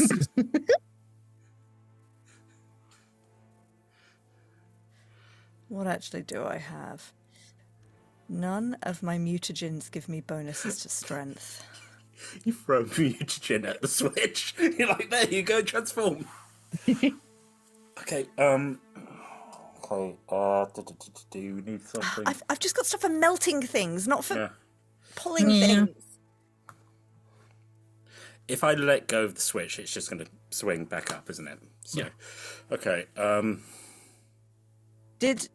Was there not even a briefest second where the lightning was not affecting the floor? No. No. We can try again. I'll have another go. Yes, maybe if we're both concentrating on the mage hands on that one, and we both pull the rope together. Yeah. Okay. I'm so sorry, I'm very weak. Me too. we Yeah, need to clean it. Make another athletics check, please. With advantage and with a guidance. Yes. hey, I gave you guys Bardic, didn't I? Last Just use the episode. Bardic, yeah. Ooh. Yeah, That's a D6. that's a D6, yeah. Yeah, so you can have that as well. Ooh. 21. Nice. You're able to get the lever down, and all of the lights light up. The electricity stops. However, and you will get a brief moment to do something here. That lever, because there is nothing actually holding it down, begins to come back up. What, the So- rope one? The rope one, yeah. We were It holding the begin- rope taut. One of you just needs to run over and just hold it. That's all. But we can hold it taut. If the rope has pulled it down, Yeah. surely we can hold it with tension on the rope and stay on the desk. Sort of tie it around the desk, sort of thing, and try and hold it in place. Yeah, it will lift up slightly, but yeah, it will get locked in place. So yeah, that's fine. Yeah, you wait 10 seconds, and then you hear a loud mechanism, and the door opens. Ooh. Well done, team. Go! So you have to before it go through changes this mind. every time because, it's quite rough. No, Bram, you should let go first and see if the door closes, because we can leave the mage hands on that one, and the rope is supporting this one. So you let go. I let go. As you let go, you hear a mechanism go somewhere. I grab it and pull it back down again. Mechanism goes off again. Right, okay, it's timed. How long do you think it'll take you to fly from there to the door? If I drop and roll, a couple of seconds. All right. You two go. You go. I will then do a dramatic roll through a door. It'll be very exciting. I'm wearing a hat. That's what you need to do. Only if you grab it afterwards. Of course. Make sure That's you literally grab what it. I was going to make happen. Yeah. All right. Okay. We'll do the same thing. Count to 3, and on 4, Lily and I run, and you let go, Bram, at the same time. So you should be just after us. Okay. Ready? Ready? We got this. 1, 2, 3, 4. Ah. The two of you run and make your way through the door. As you both let go of the levers, and they actually, the one that you tied to the desk, the lever stays down. So it goes up a little bit, but it just stays down. But the mage hands disappear, and that lever goes up. You hear some mechanisms go off, and you can run through the door. And then Bram, you can run through as well. Fly through, sorry. Yeah. The doors don't actually shut because you tied that rope off and left that lever down. Basically, what's in game terms, what's going to happen is that door isn't going to shut, and that puzzle isn't going to reset. Yeah. No more flooding people for you, Temple. Yeah. Yeah. But no, my lovely 50-foot of rope. You've been there since episode 1. We'll get you some more. Don't worry, Along I with- have 50 foot of rope. As long as I open the bandolier and reveal all the healing potions that I had that Greta gave me. I was like, also these, as I shut it again. You come into another hallway where, again, the dragon thorn is growing all the way up it. Although this hallway is perfectly intact. All Okay. right. Not a finger? No finger or anything. No holes or anything in the walls or anything. The vines just travel all the way up. Again, it's ascending upwards. Onwards and upwards. Yes, right to the top. You make your way up, and this time the door on the other end is open, but the door is open and the vines have grown over it and sort of locked it in place open, so you can walk straight through it. You still feel that breeze coming through, like there's an open door somewhere that's causing a draft to come through, and you step into another large room. However, as you step into the room, there's like shelving units around that makes it into a bit of a maze, and there are sort of vials of things in these in test tubes on these shelves. Elodie, being a blood hunter, knows that these are vials of blood, Oh, but they're all perfectly preserved, so they haven't curdled or gone hard or anything. So this is 10,000-year-old blood. are they labelled? Labelled with a strange writing on them, yeah. Or the ancient language on them, yes. Blood holds power. You think it's like How many, Josh? Sorry, I was trying to see. I was trying to look a thing up as you were describing it. How many vials? This room is basically a maze of shelves, and each shelf has got vials of blood on them. So there's thousands, hundreds of thousands, worth. civilizations worth, or a sky city's worth, probably. right A vial per person a blood library then, to control people or maybe to track them. or to track them. Maybe these aren't good people. I think we're learning more as we're going. I'm gonna take out the other because I took a few of those rods, the one that didn't explode on the dragon toe, Yeah. and hold it up towards the different vials of blood. As you sort of string it along, I would assume you're walking through this maze while you're doing this. Yeah. As you're doing that, as you do that, some of them light up, some of them don't. Some of them get really bright, like they did for Lilly, and it's just sort of like a variety of different sort of sparks that you get. Nothing along the levels of the toe or foot or finger that you came across, but various different amounts of magical power coming from the blood. Still active in the blood, should I say. In a way, the blood is still living. Still channeling Aether. What would they have been doing with all of this? I don't want to presume, but like the sort of thing you do with blood, what other stuff can be done, I mean, we barely scratched the surface before I realised that Professor Guile wanted mine. So I left. So Lilly, short form, my teacher, not a great person, taught me a little bit of how I use magic, but I don't know, had some ulterior motive. I ran away before I could find out too much, but blood. oh gosh, I mean, I can sort of hold people using blood magic, hold them still, but that feels like very basic. This tracking, as you said, controlling. We also know that there's been a whole thing about trying to open a door using people's blood. Is it, I wouldn't know why they would keep it, but if they were like Fiend Fallen, Angel Bless. one in between, if that's... I mean, with this many samples, there's likely to be all sorts. I suppose actually thinking back, they would have not been particularly diverse a civilization at that point, right, Josh? You know them as the ancient Zanarians, The Zanarians, yeah. but in terms of what sort of species they were, the only person that would know that would be Perry when Perry unlocks their memories. Or Peltos, if you were to ask Peltos, because I know Peltos is in your head.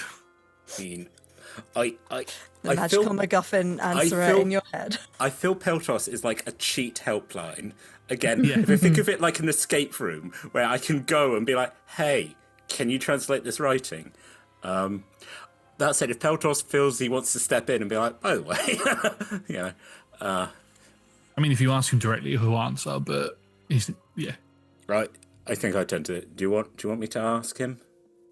I mean, it's more curiosity. We don't need to know, really, what these are for in this moment. We're just trying to find the others. So, this is not an escape room puzzle to figure out, Bram. This is something bigger. Let's look for an exit, but if you want to ask Peltos, I'll ask while we, well, Peltos, you heard, what's going on in this room? Where all the blood? You want to know a little bit more about the ancient history of the world? I would, and I think my two associates would appreciate having a bit more of an idea what's going on here. Zanarians were the ancient race that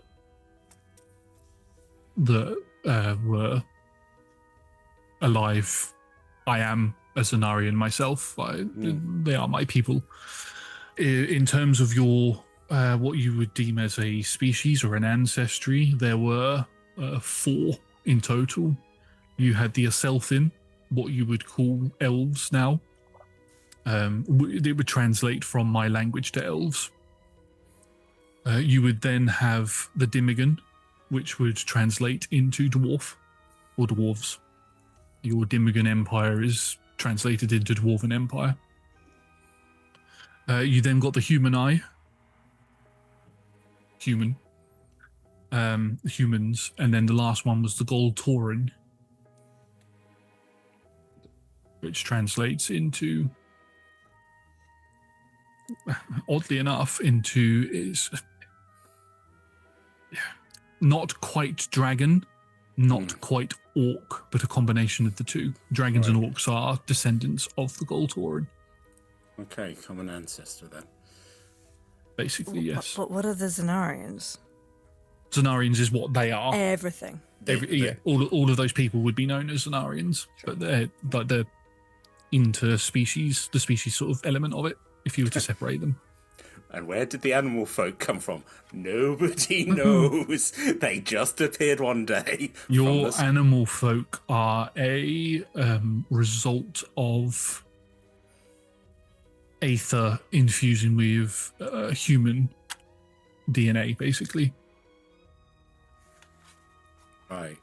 Okay, so that's the ancestry. Again, I've been saying this out loud for these two. But why did you store your blood? What was it for? This was... I don't know much about this place in particular. I know it was one of the Sky Cities. That's all. I do not know what they did here. We didn't have knowledge of everything that was going on during the war. Where were you from? What was the place you were from called? The Grand Continent, which was called Zanaria. That's where I was from. I wasn't born on a Sky City. No. Okay. So you were... So everyone else was in the... I think as I turned to the others, not getting much... He doesn't seem to know. Does he lie to you? I don't know. I mean, Hawthorne never lied to me, but Hawthorne didn't always tell the truth. Hawthorne was tricky. I know you're in my head, but we were at a...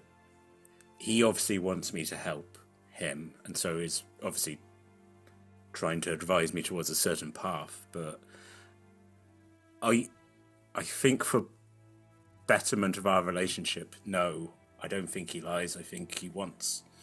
He's the justice bringer, and he obviously wants to see Justice. You better not lie, Mr. Head Guy. You got a couple of people mad at you, Peltos, you know. My mum, look, either my mum's going to beat you up or Lily's going to beat you up. Yeah, that's right. And Elodie, you know... I'll be very cross if he does anything to you. I think your mother wants to hurt me because of the personal connection that she has with me. Also, the fact that I'm on that path, but...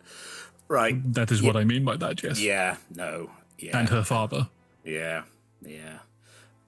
Yeah, so... I mean, we've learned a little bit about ancestry, but we don't necessarily know... Not good. Again, I think we can assume.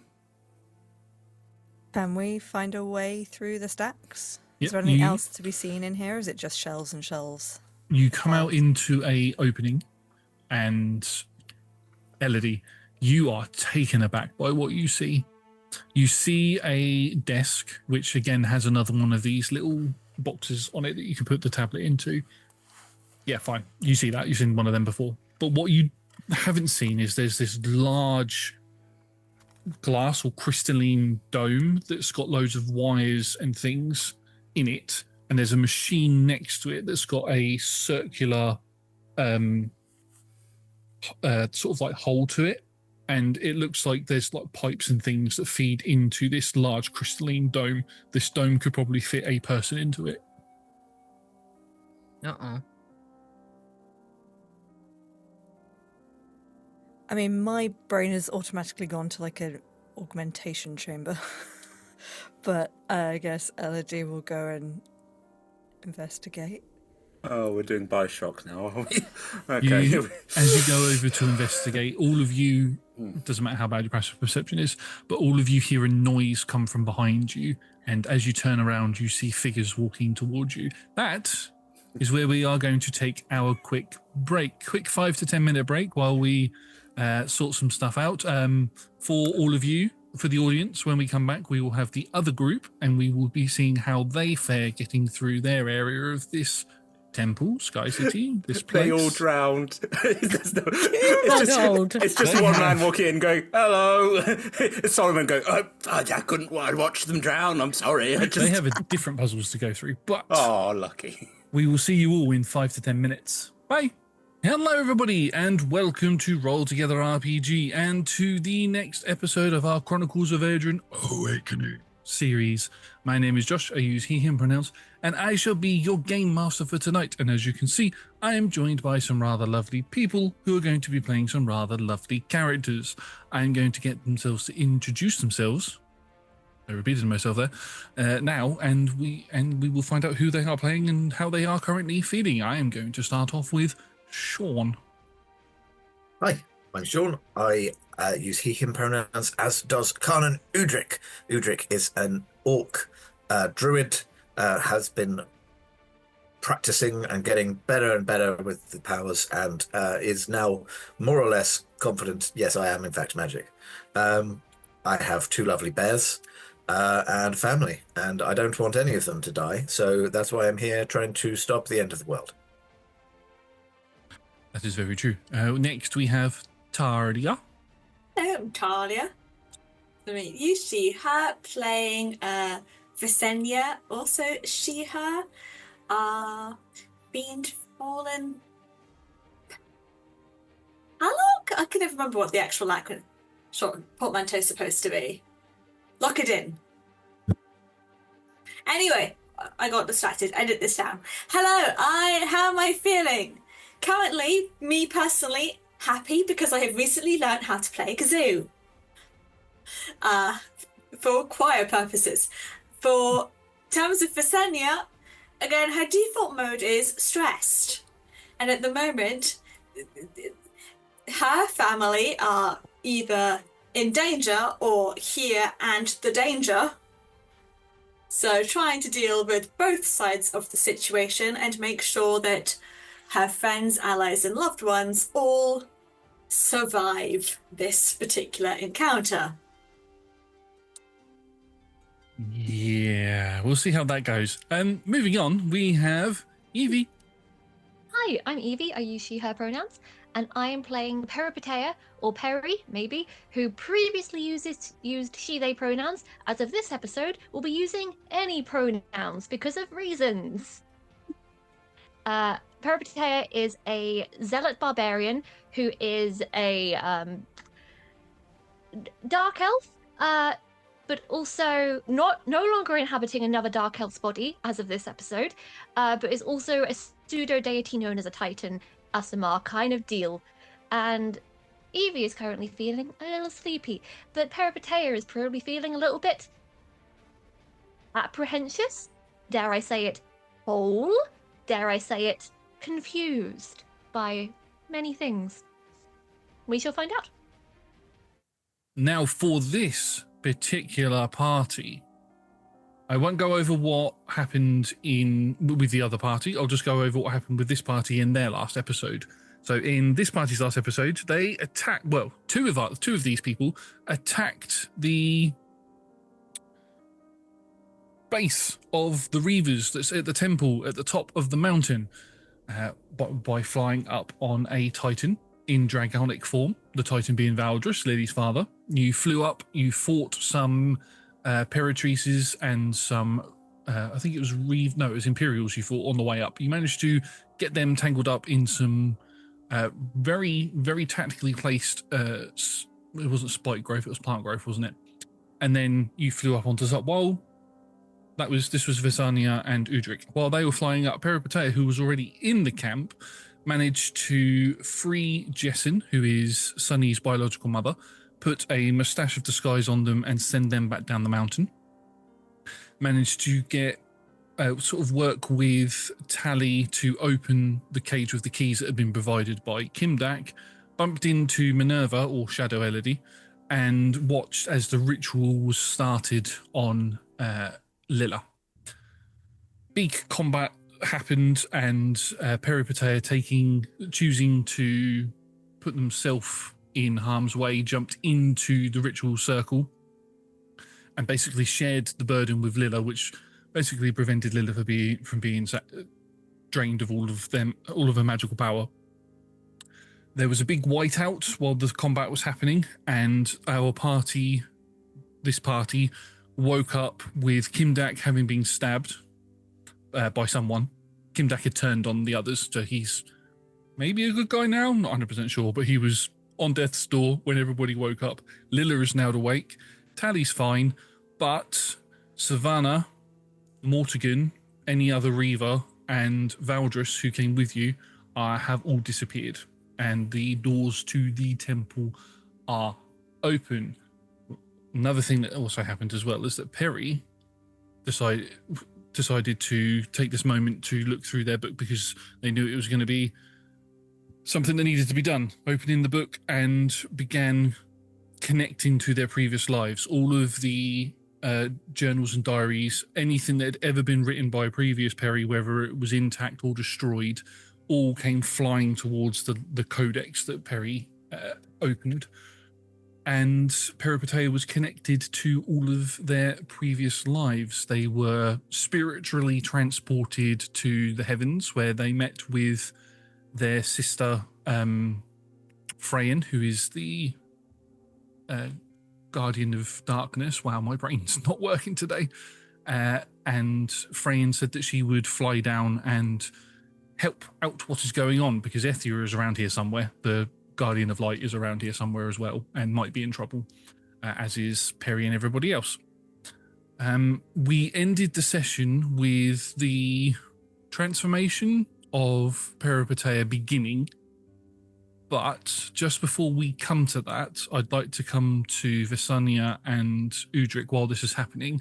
From the outside, Peripatea is taken up sort of like a floating meditation pose while this book is sort of opened out and has began spitting out these purple letters that begin crawling up Peripatea's skin. And then as this ritual's gone on, that purple has begun to turn golden, and it's caused Peripatea's skin to turn completely gold, and their form has now sort of disappeared within an eggshell, like within it.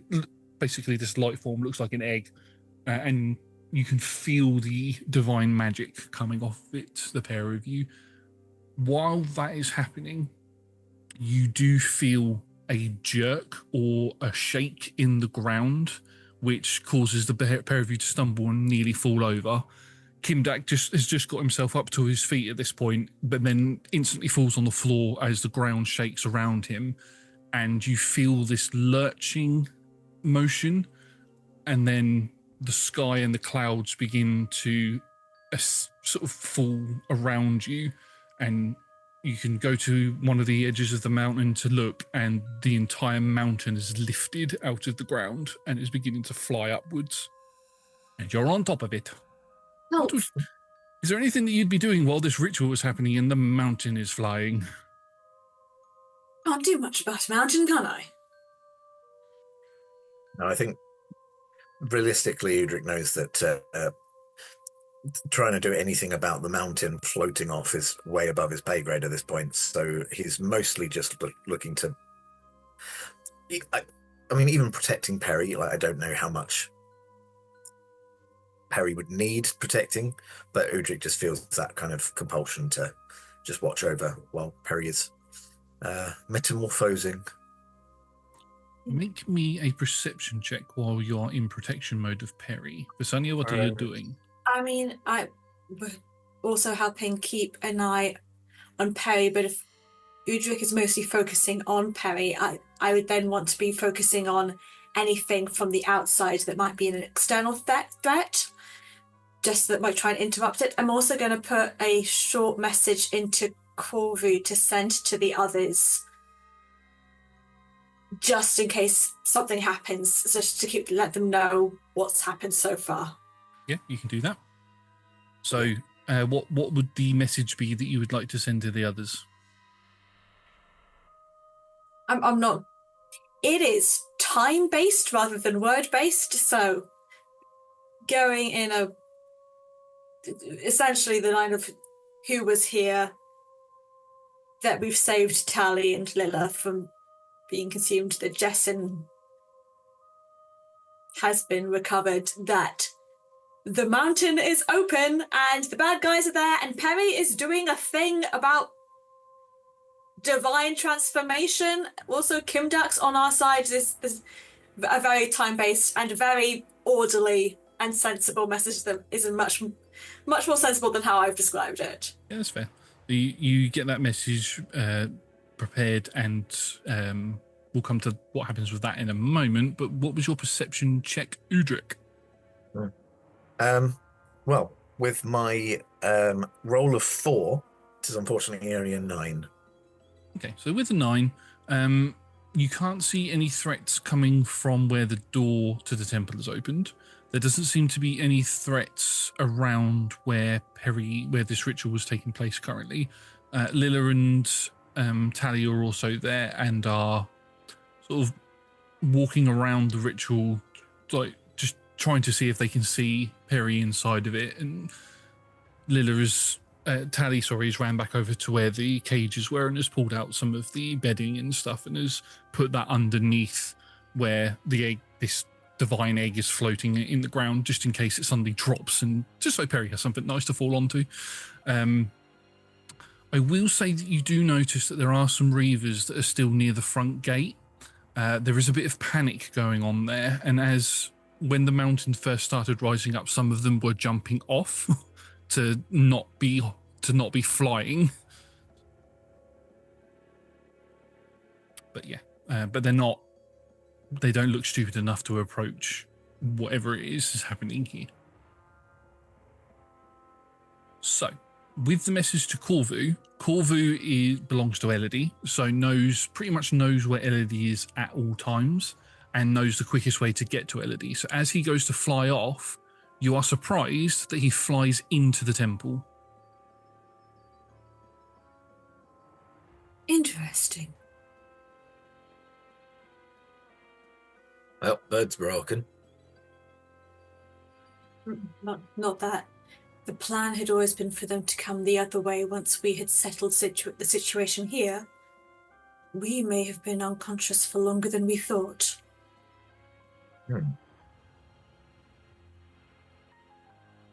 I just meant because birds don't usually fly into caves. I mean, you know it's not a real bird, right? Yeah, I do. Insight checks. Yeah, you can roll an insight check as Kimbat gets himself up and walks over to all of you. I mean, my performance / deception / who knows, is only a 7. So, yeah, I haven't. I thought it was a real bird.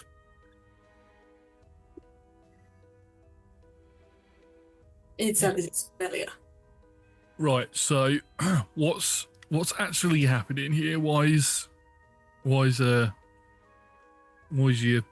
Perry like that? Why are they in an egg? They're special, and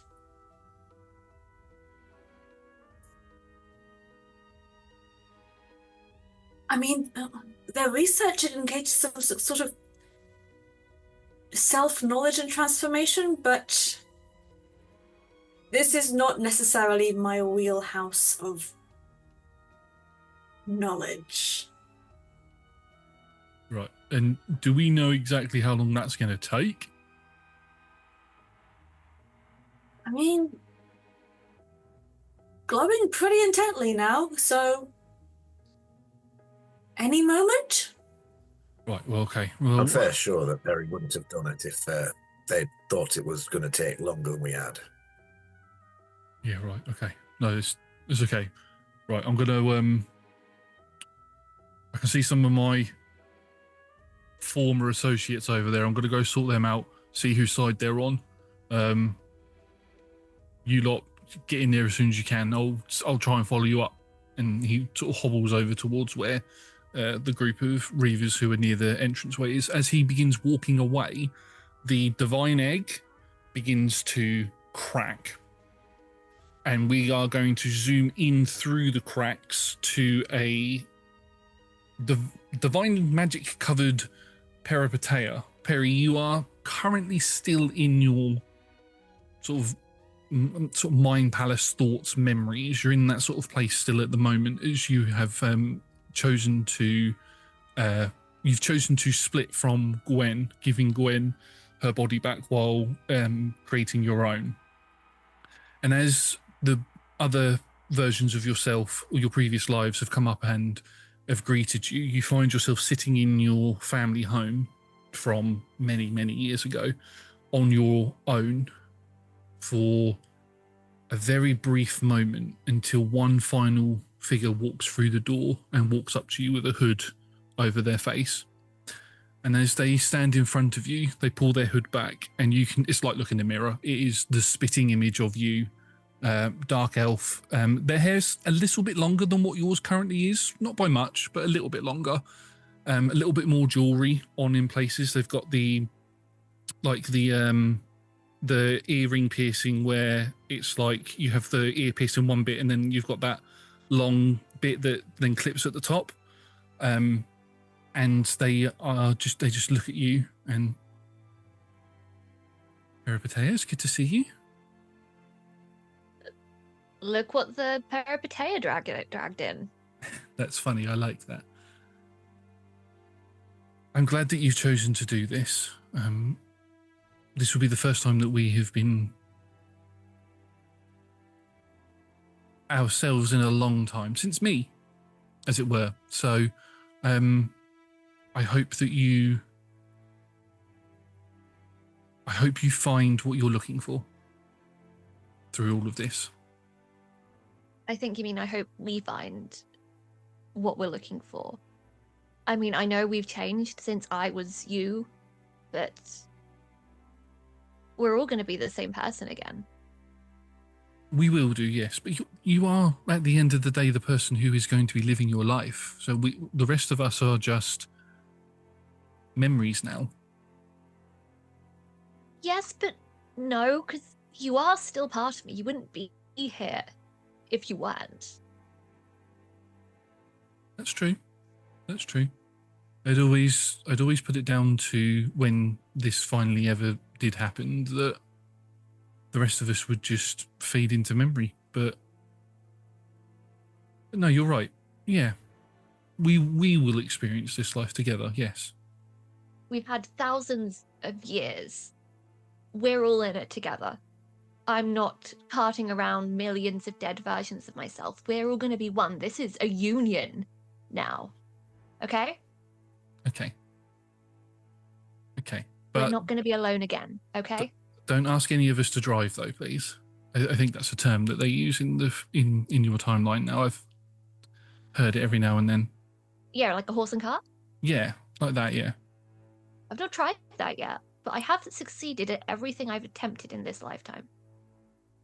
That doesn't surprise me at all. Me neither. And I we'll have one- continue. I have one final thing I need to show you before you go. There's something that you need to understand. Will you? That sounds very ominous. Unfortunately, it is, but it's better that I show you than try to explain it.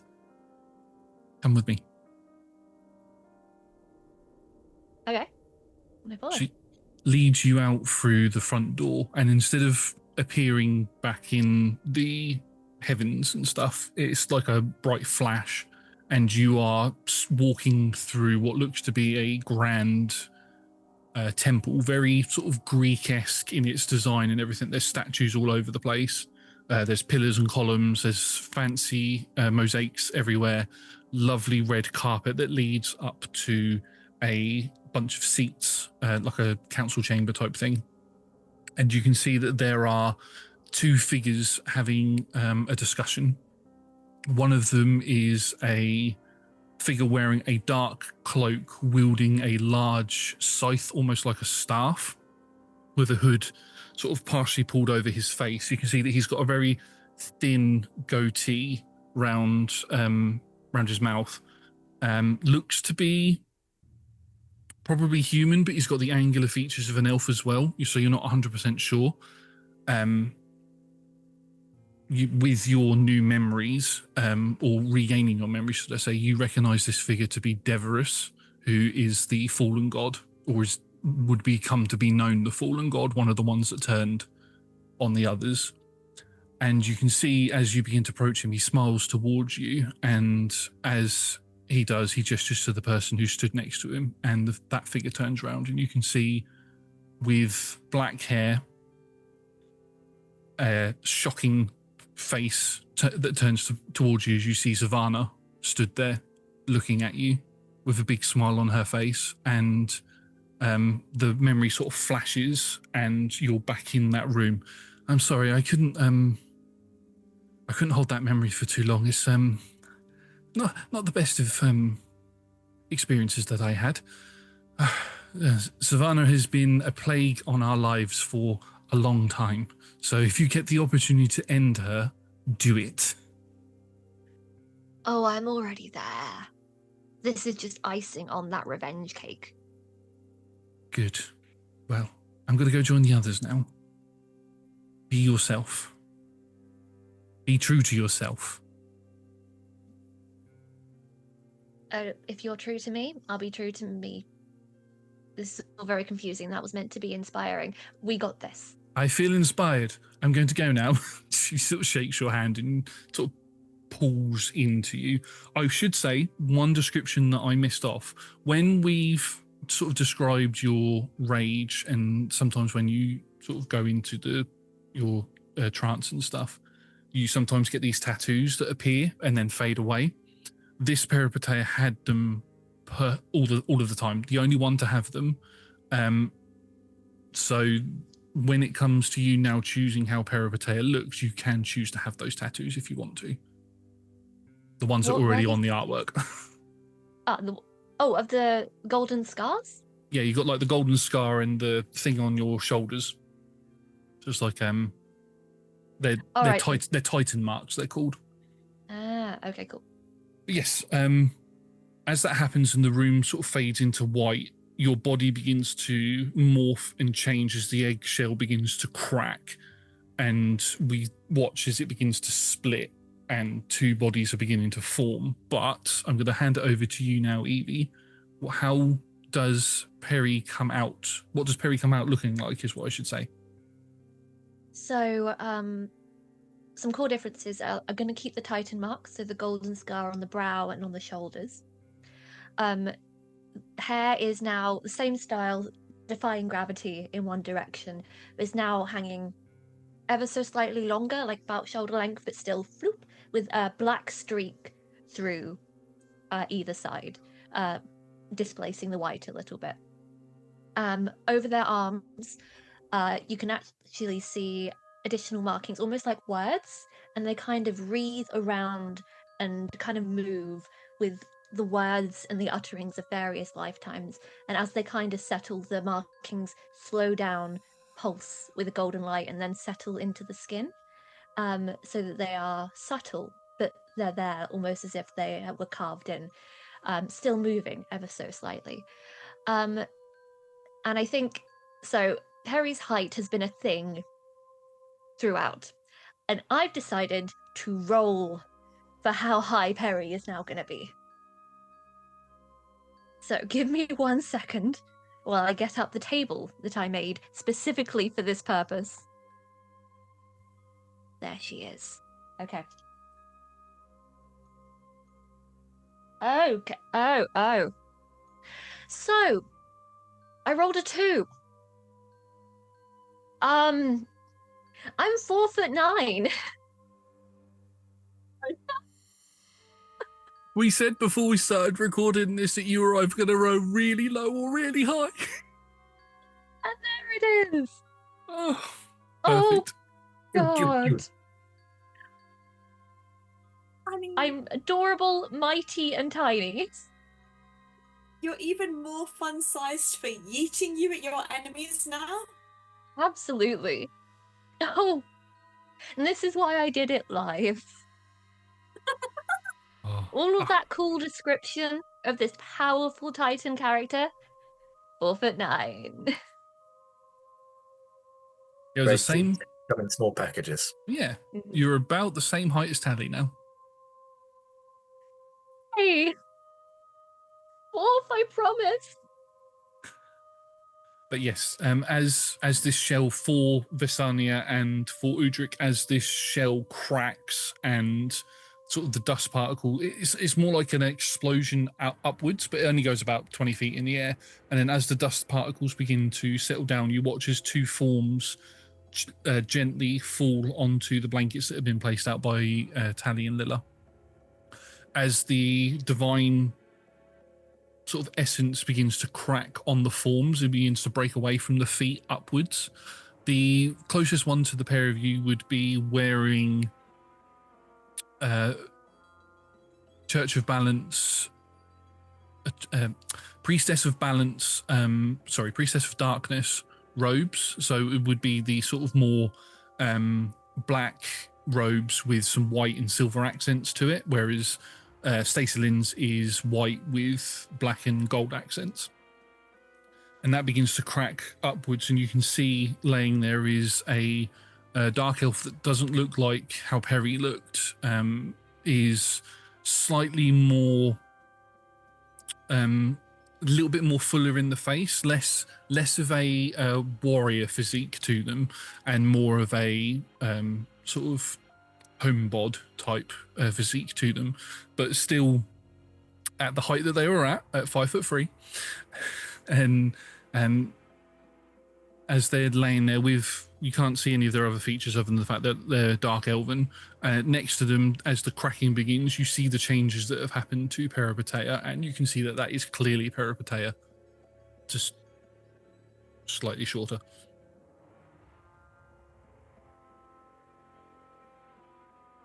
Harry, are you with us? Ooh, oh, hi.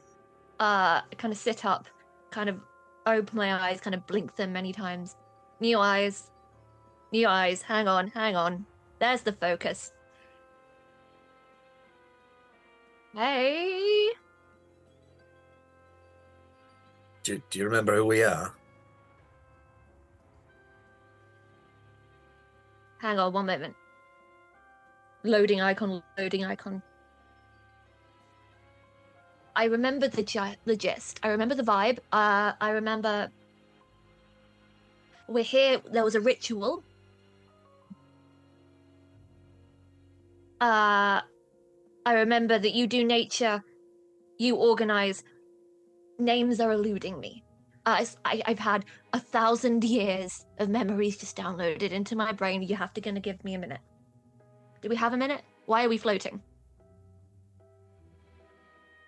Into a self-discovery transformation. Wait, I made the mountain float? Does that sound right? Oh, why are we... Okay, you are now on the ground. The mountain is up. The people that we are fighting against are, quite honestly, doing a self-discovery transformation, but not of the good kind. Shit, yes. Temple. Lilla,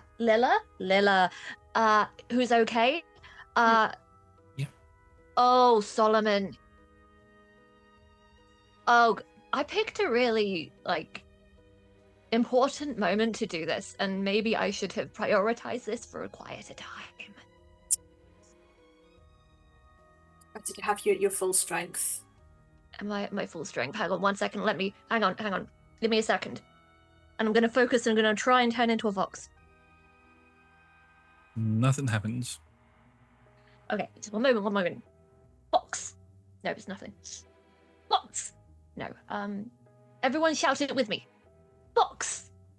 Fox. Oh, The urge to just have a foxtail pop out is very real, but I'm not going to do that to you. But yes, Turn red style. yeah, turning red style, exactly. But yeah, no, you don't seem to have access to that at the moment. Maybe go. I mean, you've now got all of your memories are jumbled at the moment. It's very much you need to get used to all of this, but you feel the sense that you will either be able to transform into your Titan form in time, or because your seal was broken, you might not have access to it. It's one of the two, but you're not going to know until everything in your head settles down. Yeah, thoughts are going a million miles an hour. I'm recalling all of the orc people I have interacted with in the past 1,000 years, all of the fiend fallens. I'm just kind of rifling through it all and trying to match things up. I should say it's 10,000 years. 10,000 years, even worse. Yeah, Gives you Gonna such a have to- click in the neck. exactly.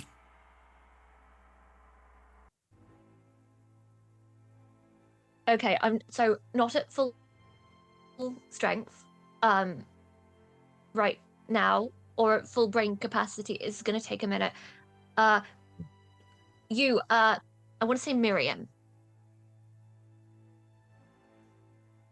Purple horns, Miriam? No, look at confusion. me. Oh. Visenya. Visenia. I think I knew of Visenia. I know of Visenia. Maybe I'm getting confused. There was another, I swear. No, you have leader, juice, things. Just point me in a direction and I will hit something. Have I always been this height? No, I remember being tall. This is all very confusing. As you're stood there, you watch as the other Dark Elf form, which is Gwen, stands up and is, taller than you. Oh, that's what it is. I thought your size had grown bigger. I still like this thing, but no, and remember you, Gwen. Gwen? Yes, that's my voice. These are my hands. Why am I in my own? Why am I in my body? Why? You remember the Mind Palace? I remember bits of it. It was yours, but I was there. Why? Okay, I set my hands on her shoulders a little bit up. I elected to give your body back to you and give me my own body. I thought it was best to set you free so you can have your own life. I had the opportunity. I took it. I'm not sorry. And thank you for letting me be your parasite. You definitely weren't a parasite. You were my friend. You're still my friend. Yes. You helped We save are my friends. life. Why do I Right, feel guess sick you all of a can see it sudden? like that. Uh-oh. She sort of runs over to one of the walls and starts throwing up. Okay, that's cute. Tally, Lilla, I know you're recovering. Can you stay here with Gwen and just make sure that she remains okay? Yeah. Hold me a guard. Solomon, come as soon as you stop. If you're gonna keep kicking them, kick them in a functional way so we can use them later, or kill them, but don't kill them. I'll lay you off the fact that you called me Solomon. It's Kim Dak, but Sorry, Kim Dak, I'm used to the other one being the Look. bad guy who I want to go and punch in the face repeatedly. we're getting quite high up. The air's getting a bit thin. Totally understandable. Just go kick their asses. No one else wondering why the mountain is floating. The guys that we're following are doing a magical ritual to go and to get into temple, to go and get an ancient power that will go and help change the course of the world in their favour. Let's go stop it. You, me, let's go. The The others- primordials. Why are we talking? Oh! Because if we walk fast, you can still do your emotional moments of recovery. Emotions are for the weak and for those who have time. Also me. I do emotions. But I am already walking. Follow. I think we're walking. You walk inside the temple. The first thing that you notice as soon as you enter into the temple is there are... Udric knows what this is from having been around it. There is dragon thorn growing all the way in this temple. Not to the point where it's obstructing you. It's just all over the walls, all over the ceiling, all over the floor. And it just descends down into this temple area. And it just keeps going and going and going. Doesn't this stuff only happen when a dragon dies? Yes. Dragon dies or a dragon's sleeping. But Perry was the one who was here. Yes. Would I be concerned about Lily's dad? Mr. Lilith. Roll me a history check, please. I would ask for... I'll ask for Perry to roll that as well. that sounds about right. I'm coming in with a mediocre 13. 14. So this is a combination of Perry accessing the memories from that peripateia and what Udric has heard Lilly say in the past. Dragonthorn doesn't grow straight away. It takes about 5 years after a dragon has either entered their slumber or died in order for the Dragonthorn to actually start growing. So you're very safe. Your assumption that it's, unless you've been asleep for 5 years, which would be crazy to do to you. But yeah, you don't feel that this is because of Valdris's dad and not Valdris's dad, Lily's dad, sorry, Valdris. And if on closer inspection of the Dragonthorn that is going along these walls, it seems to be embedded into it, like it's pushing its way in or pushing its way out, sort of thing. There's cracks and everything all over the walls as it's descending down. It's been here for a very long time. I'd ask for a nature check because you are druid to see how long it's been here, if you'd like. Yeah, why not? Let's give it a go. 15. 15. So you know that it's been publicly said that Peripatea's previous life died here about 20 years ago. This Dragonthorn is older than that. A lot older. In fact, you've never seen a plant, even a tree, this old. Actually, you've seen one tree this old. It's the one in the The one centre from of your town. grove. Yeah. Oh, from the grove. Yes. Ah, yeah, chaos. Yonk's back. Yeah. Yeah, I'll kind of this Dragonthorn is very old. Very this predates even the last time you was here, Perry. Oh, the other lifetime. Yeah, that was. God, I hate Savannah. Sorry. Other thoughts. This is so. Dragonthorn, dragon dies. Is it fair for me to assume, DM, I don't know why my voice is still gravelly, that this is here because primordial dragon lair, basically? Yeah, that's a pretty safe assumption. Yeah. I have a feeling this is because of Bahamut's slumbering in this region. You do know we're coming in here to. Well, this is where the primordial dragon sleeps, right? I just follow you lot around and hit things. Oh, sweet pea. Oh, you're gonna do good. We're gonna train you up. He had I've some. got no idea what's going on at any point in time. Also, you had some very good tactical initiative on the way up here. I was very impressed. See, we'll make a hero of you yet. Bashes you on the shoulder, reaching very high up. No, I was in the Rising. One of the only survived anyway. As you descend down the hallway, and it's very clearly a steep incline. You get to the end, and it opens out into a doorway. You can tell that somebody has been through here already, and they seem to have blasted the door off. One of the doors there's two doors. One has been blasted off and is skirted across the ground, and the other one is sort of hanging off on its, not even by its hinges, it's hanging off because Dragonthorn has wrapped itself around it and looked like it was holding the door shut, but whoever's been through here has blasted it open. And you walk into a rather large chamber. What you see is 60 feet away from where the entrance of the chamber is, there looks to be a slightly raised platform. 60 feet away from that, so 120 feet away from where you currently are, is a door that is shut and has two circular orbs on the front of it.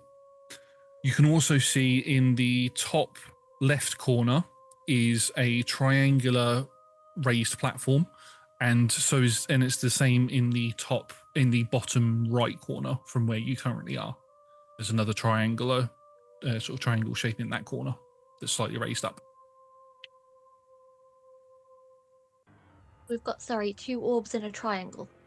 You've got two orbs in the door that's 120 feet away from you, and then in the top left corner and bottom right corner, you've got two triangular shaped platforms that are raised up, and 60 feet away from you in the middle of the room is a slightly raised panel, let's say. Have we caught up to Corvu's, or has Corvu also been able to get through? Corvu's flying around in this room currently. Yeah.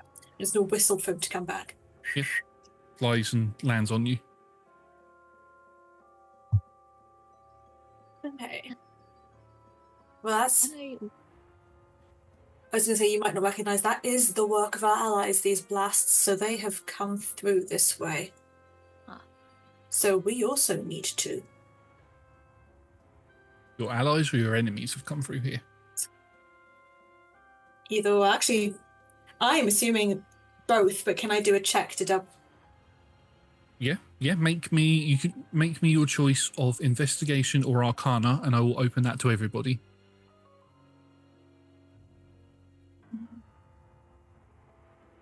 Same modifier either way. Ooh. Ooh! Ooh. The ooze. Okay, so what did we roll? Let's go for who rolled arcana. And what did you roll? Dirty 20. Lovely. And then for the investigations?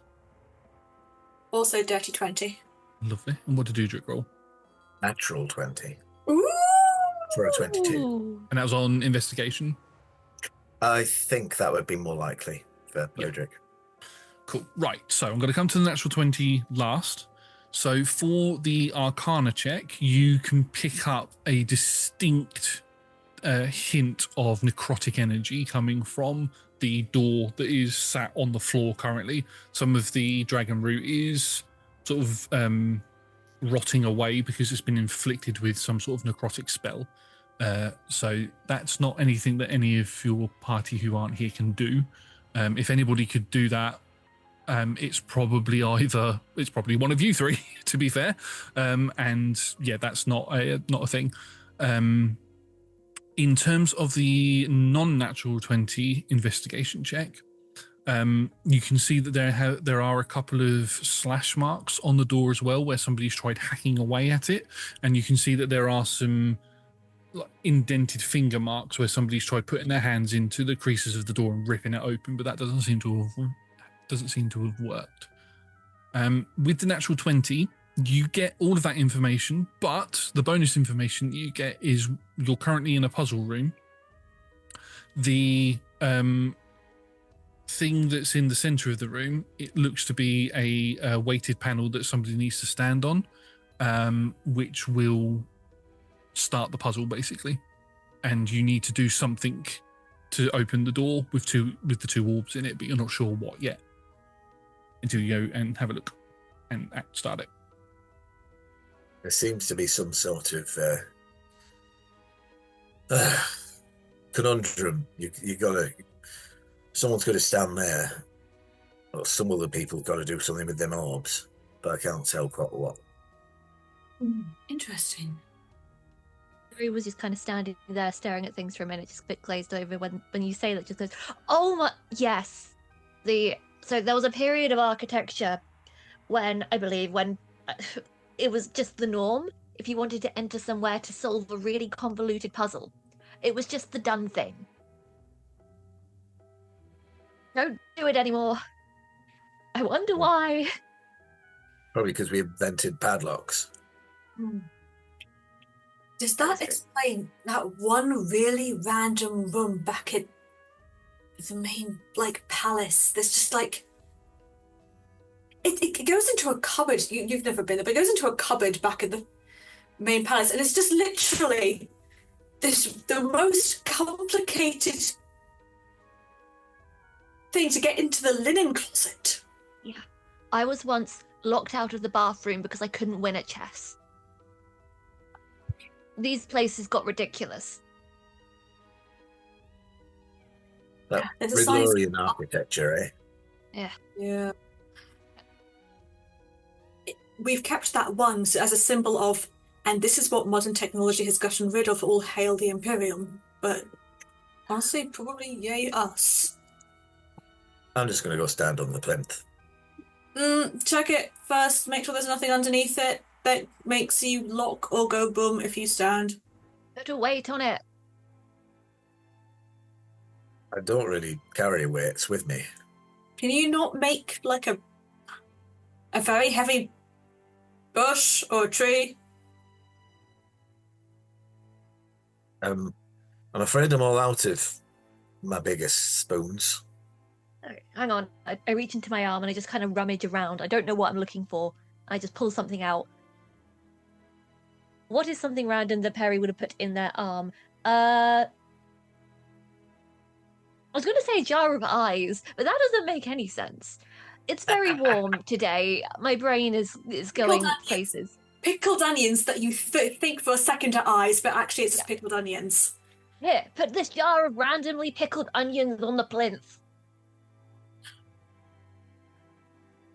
I put the pickled onions on the plinth. It doesn't do anything. I should say the plinth is 5 foot. It's in a 5 foot square if you're looking at a map, so it's enough for somebody to stand on. Or me to lay down on and use as a bed. Or that. With a half an inch space on either end. Luxury. I'm just going to stand on the plinth. As you stand on the plinth, you hear what sounds like mechanisms in the wall, and then you hear like a sliding noise. And for all of you, you watch as the room begins to take on a red and sort of bluish colouring, as the two triangular platforms in the corners, the top left one, as that opens out, sort of red colouring begins to fill the room along with heat, and on the bottom right one, sort of like mist begins to come out of it as that opens out, and you feel like a blue lighting and cold comes out of it.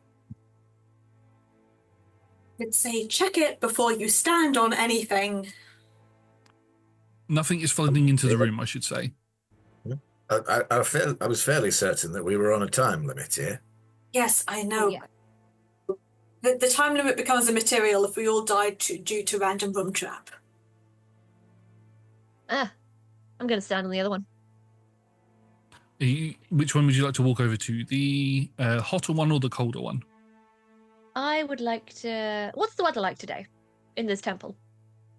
It's very humid and muggy in here, like air has been trapped in here for maybe 10,000 years. Going to the cooler one. I am fire resistant. I will go to the hot one. As you both walk over to them, we'll come to Perry first. Perry, you walk over to it, and what you realise is that this sort of triangular sort of platform that you've walked over to is opened out, and there is water inside of it, and it's pooling out mist from how cold it is. Having a little look in there, first thing you spot is there's a dead body in there. It looks to be a frozen reaver inside of it. And all the way down, probably 150 to 200 foot, there looks to be another one of those panels that Udric is currently stood on. Flicking over to Vesania, you walk over to your one, and you see water again, but you can see along the walls there is lava as well. So it's like water and lava mixed together. And again, you can see a rather Boiled reaver.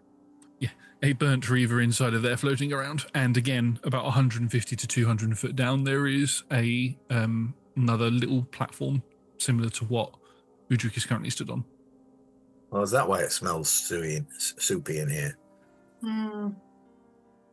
Can I kick the reaver onto the lower platform and just be like, death comes for us all, my friend. Whoop. He's like floating under the water. He's kind of like a block of ice, just sort of floating there in the water. Not a block of ice, but he's stiff. He's like Jack in Titanic. He's like. Eh.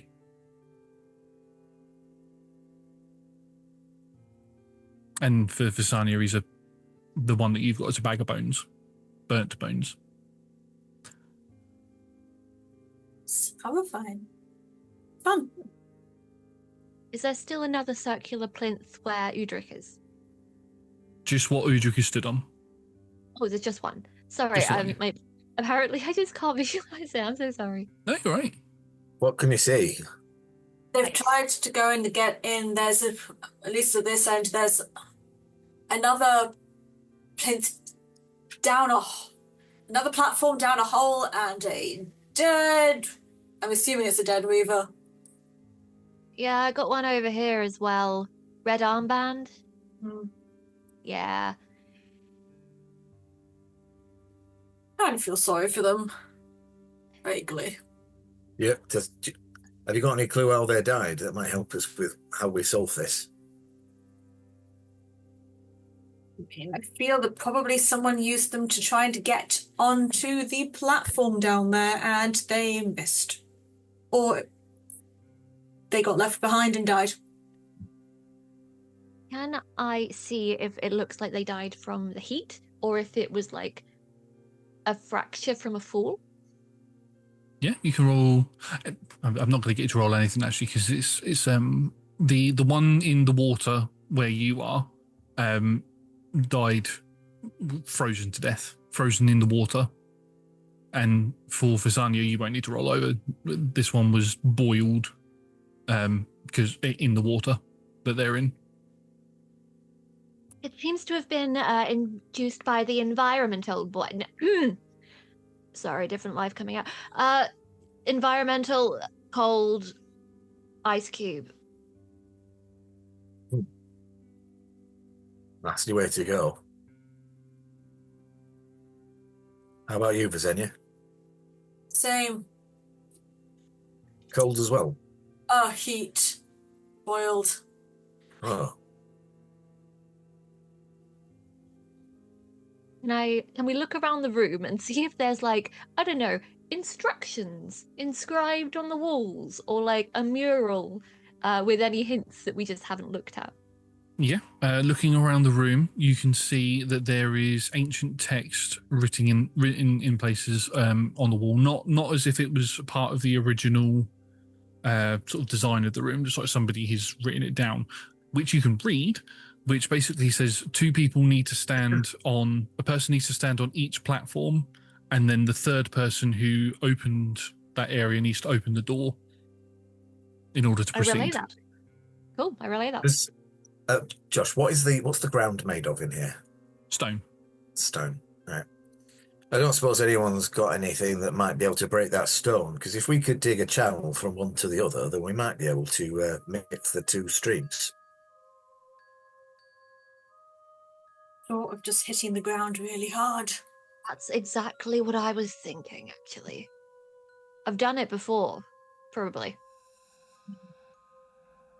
Have we checked the orbs themselves to see if they're kind of like, are they like reflection tools? Do they absorb? Do they send something out? Like, what are the functions of the orbs on the doors? So as you get closer to the door, you can see the orbs are connected to a sort of pipeline, and the pipelines both go up past the door and go along the ceilings and then down into each of the water sources that there are, and they travel all the way down towards where the two buttons are at the bottom.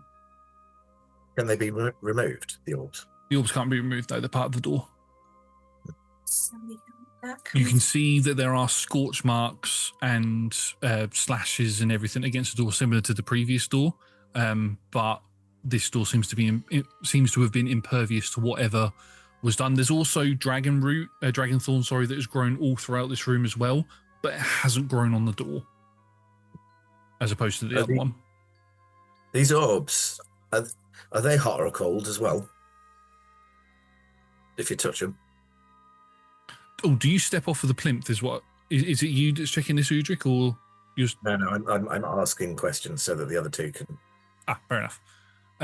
Yeah, you can walk over to it, but the left orb is slightly warm, and the right one is slightly cold. Does it feel like ambient temperature, or as if it had something pass through it relatively recently? And it's as if they are going back to a normal temperature. You know, like when you turn a tap on hot and the tap itself gets really hot, and then you turn it off and it goes cool over time. It's like that. You lay it back.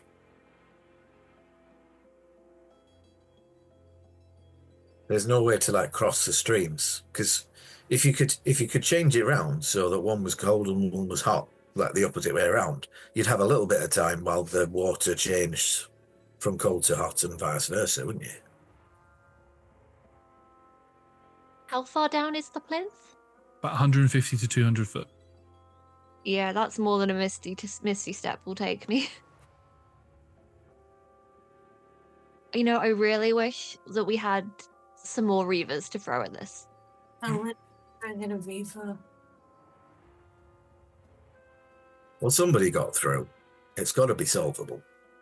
Yes, Looks like they solved by throwing Reavers. No, that was probably just their first attempt.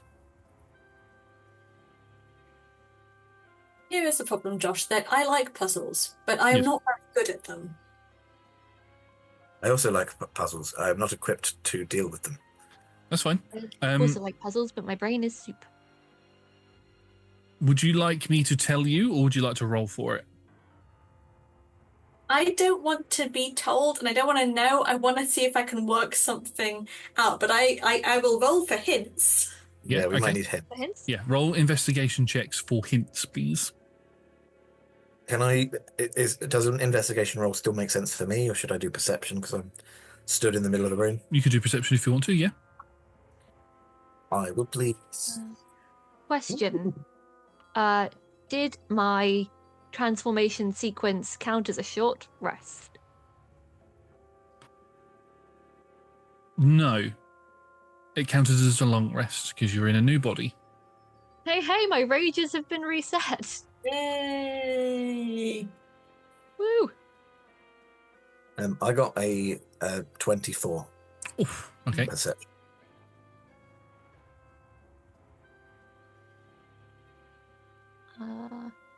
Okay, so what did we get for investigations? 17. 18. Cool. So individual investigation checks. If you were to swim down to the bottom of your respective pool that you're stood next to and push said button, it will allow, it will open up basically a valve. Water is going to travel down the pipes and into the orbs. Udric, with that information being shared at the same sort of time, you realise that once that's done, you then need to step off of this button to go and open the door. When you step off of it, those two areas are going to close, trapping whoever's in there. But we've also got the problem of the boiling water and freezing water, which I think Vezenia's potentially equipped to deal with the hot, but I don't know that either Perry or myself are resistant to cold. I mean, I know I'm not. I also am not, and have frozen to death on more than one occasion. Worse ways to go.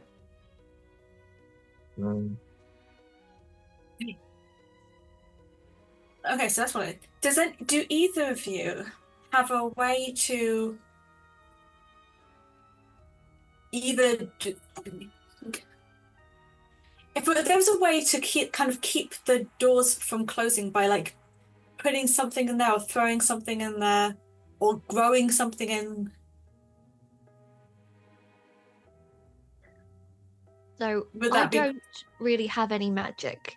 But if there's something I can lower down with much rope that looks like it would be heavy enough to activate the plinth, I could do that. Yeah, I'm tapped out for 3rd level spells. I've got 1 second level and 3 first. So, and also my spells are thematic but not useful. I see. Okay.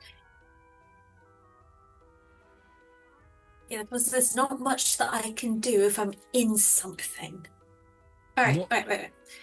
So if we opened up the doors, someone has to get off to go and do it. But yeah, all we need if we push it and then let go, it's all right. If I push it, the main body on, I can put a body on top of the plinth and then get out theoretically, and then there's still a body on the plinth. It's just not mine. As long as it has enough heft while floating in the water to remain in place. It Are there occurs any to me rocks in the room? There's a big door on the floor. Oh. Okay. I'm going to start trying to drag the door towards my plinth. Even with your immense strength, it's too heavy for you to actually physically pick up to do it. Is it big enough that if we split it in half, it would work for 2 things? Or split it into 3, maybe. Between Perry and me, we could get that done. I forgot. More. You mentioned the door. I straight up forgot about the door. Yeah, to be fair, I forgot about the door being a thing as well until Evie just asked about rocks in the room. Upon mentioning this, Perry is just like, yep, sounds about right. Takes Scythe, clicks a button, and makes it Mega Scythe, and is like, let's get to work. Like that. Big sword. Yeah, you can. I mean, I'm not going to ask for you to roll to attack the door because everybody knows that a party's BBEG is a door. So I can see rolls being terrible. So yes, after a couple of smacks, you're able to crack the door into a number of different pieces, and you can pick those pieces up. You can put one on the button that Udric is stood on, so that the other 2 areas stay open. The only thing now is you've got to try and get the bits that you have down into. You've got to get them so they land on the buttons that are 200 feet down. You might need to travel down there to do it, but you don't have to worry about getting stuck down there now. The good news is, team, I have incredible aim. That's good to know. Is it worth us wrapping some rope around it anyway? I don't know. I've only got 50 foot on me is the only thing. Between us. We could But tie it this- around one door. Bit I'm worried about with tying a rope to it is if we huck the rope off, if someone else is holding it, it's just going to pull the other person down. This is how gravity works. What if someone held the door piece and then the others lowered them down? And then it's a shorter aim, so you don't have to. I'm trying to envision it. Just Perry spider monkeyed on to a piece of door with rope tied around our waist, being lowered down into freezing water. It's an image. Josh, now that I'm not on the plinth, Yes. can I just dunk my hand into the cold water? I just want to gauge, like, how long does it take to freeze to death in this water? Like, are we talking? You try it, and you're not going to get to the bottom before you freeze to death. You put your hand inside of it, and it is incredibly cold. And you try to hold it for a little while, and you have to take your hand out because it starts to feel like the cold burns that you get. You don't feel like you're actually going to get hurt down there, but you are going to freeze, and it's probably going to be, in game terms, at least a minute for you to freeze. So it'd be 10 rounds in a combat. I reckon whoever swims down in that one has got a little bit of time. So you would be able to swim down and potentially make it. So what if we don't tie the rope to the door, we tie it to the person? Yes. That was my idea. Can I do the same thing? Other hand, boiling water. Incredibly hot. Again, that same situation where you have to take your hand out. This one is similar to the other one, except in game terms, it would take a minute, and you would gain, in that minute, you would gain 6 levels of exhaustion, which would kill you. If I'm resistant, would it take twice as long to cause damage? Yes. Okay. I don't mind doing the cold one then. Cold plunge for me. Hot bath for you. I was going to say that with my rage, I can probably mechanically tough it out if needed, but if you want me to be the lowering one. I feel that having someone strong being essentially the guardian of our lives. Fine, I'll do the boring job. It's not boring, is it? It's crucial. Everyone knows if a job is crucial, it's boring. We can do them one at a time as well. So we can have 2 of us on the rope. Yeah, I was do that. looking Do you wanna go forward to first? just holding both of them. You can if you want. You just meant Spider-Man is like, not wanting to freeze to death again. If you want to go and brave your demons and have a go. Well, you've only got enough rope to do one at a time anyway. That's true.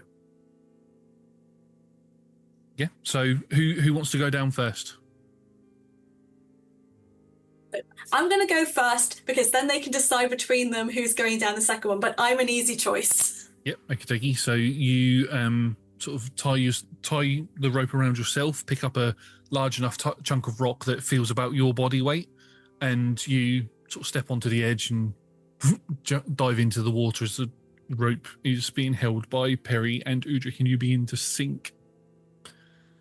So, because you're sinking in water, it's not quite quick as falling in general D&D You're terms. holding the door, right? You're holding a chunk of door, so you surely would sink. Yeah, so you do sink quite quickly, but it's not as fast as what it would be if you were just falling through the air. So you're going to be down here for at least 6 seconds. So it's going to be it would be a Constitution saving throw, but fire resistance means you're going to ignore that. So you get down to the bottom and land almost like directly on that button. And as you sort of step onto it, both Perry and Udric, you notice you hear like a whooshing of water, and you watch as the left door begins to fill up with red water, and then when it fills up, it lights up, ding, and then Visania, you can put the stone slab down on it, and then tug on the rope for the others to pull you back up. So I'm going to need athletics check from either both of you or one with advantage. Sorry, I dropped my. I'm happy to give you advantage. Yeah, I've got pretty good athletics. And I will need one Constitution saving throw from Visania. Sorry, what was... I had advantage because one of those was a 1. But the other was a 17 plus 8. Yeah. Between the pair of you, you're able to pull Visania out of the water, but Visania is in the water long enough to need one con save. Oh, natural 20. Oh, you're fine. Absolutely fine. You resist the sort of burning urges as you're pulled out of the water, and the rope is then tied around Udric, and Udric can do the same thing, but in the cold area. I do think it's up to you. If you think that your rage power is gonna protect you, then you can do it. But I do have this amulet which makes me pretty hardy. Game terms, I've got an amulet of health, so my constitution high. Are you saying I'm not hardy? I try and square up to you.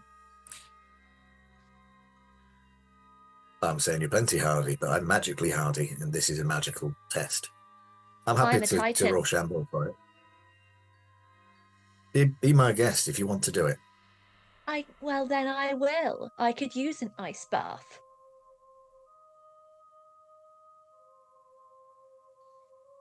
Okay. Tie the rope around Perry while they're talking. Perry, you take the plunge and you begin sinking down. As you sink down, I will need one Constitution saving throw from you, please, on the way down. And then I will need an athletics check from Visania or Udric, or both, or one with advantage. Again, I think I'm better giving you advantage. Okay. 18 on the con check. Oh, you're fine. You feel like the ice. You can see the ice beginning to sort of encompass over your body, and you can feel yourself going begin to freeze as you get down there.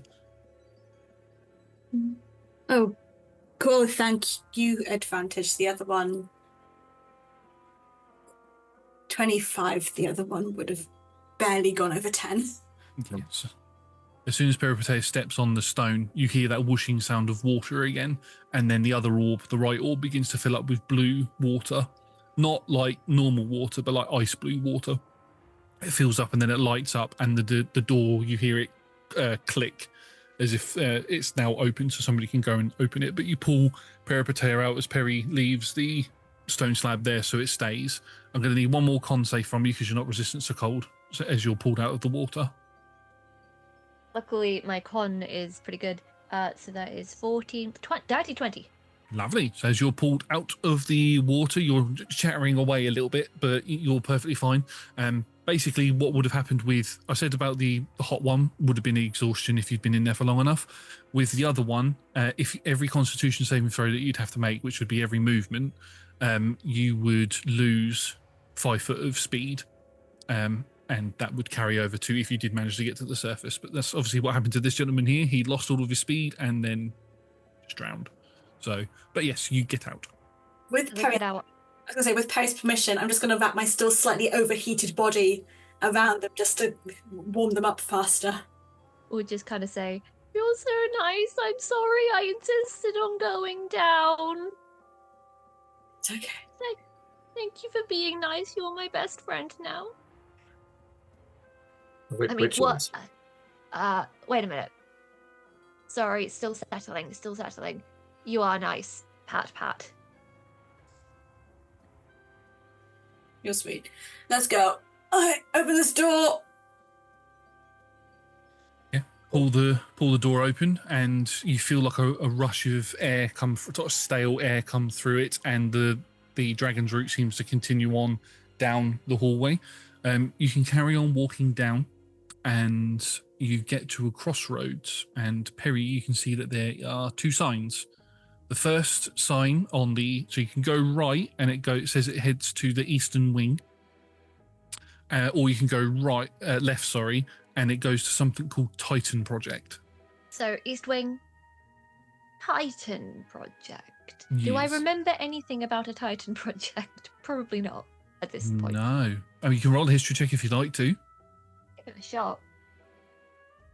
No, that is a 5. Other than when you and your other fellow Titans were made into Titans, no, it's not something that is familiar to you. Loading symbol above my head for a minute. Nope, don't remember anything about that. Does it look like there's been blasting or any signs of magic on either direction? I'm very pulled towards one, obviously, but...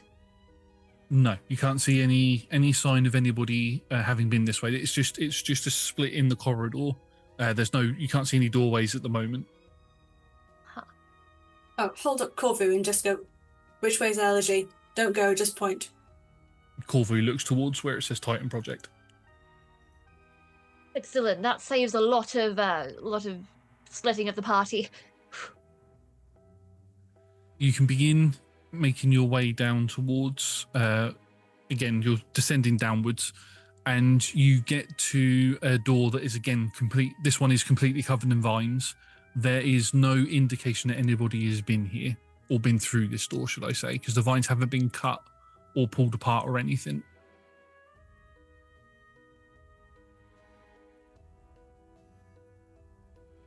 Can I inspect them for magic? You can definitely roll me an Arcana check. So 15, 16, 17. 17. There is the faintest sort of inkling that there is magic in the Dragonstorm, which is a common thing for Dragonthorn anyway. It's created through magical means, so it would make sense that it holds some residual magic in it. But other than that, there's nothing out of the ordinary here with it, other than the fact that it's everywhere.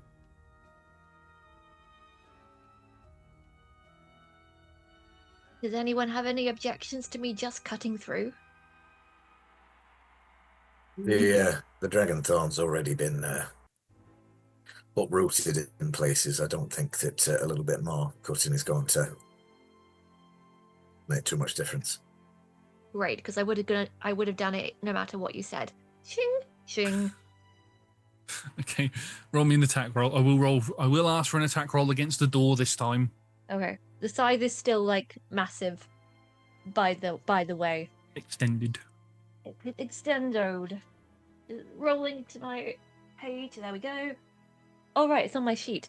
Sorry, I've been saying it. My brain is soup today. It is very warm at time of recording this, so yeah. So that is a 21 to hit. Yeah, you hit and you cut straight through the vines, and the door can be pushed open. You push the door open and you walk into what looks to be like a maze of shelves with vials of some sort of substance all the way along this sort of maze area. There are symbols there's writing on each of these vials as you walk past, Perry, because you can read them. You can see that it says a name, and then it says a Selthin, or it says a name, Goltoran, says a name, Humani, and it goes like that. And you, with your memories sort of readjusting, know that it's saying a person's name and then what their species is underneath it. It's going off of the ancient species, not the more modern ones.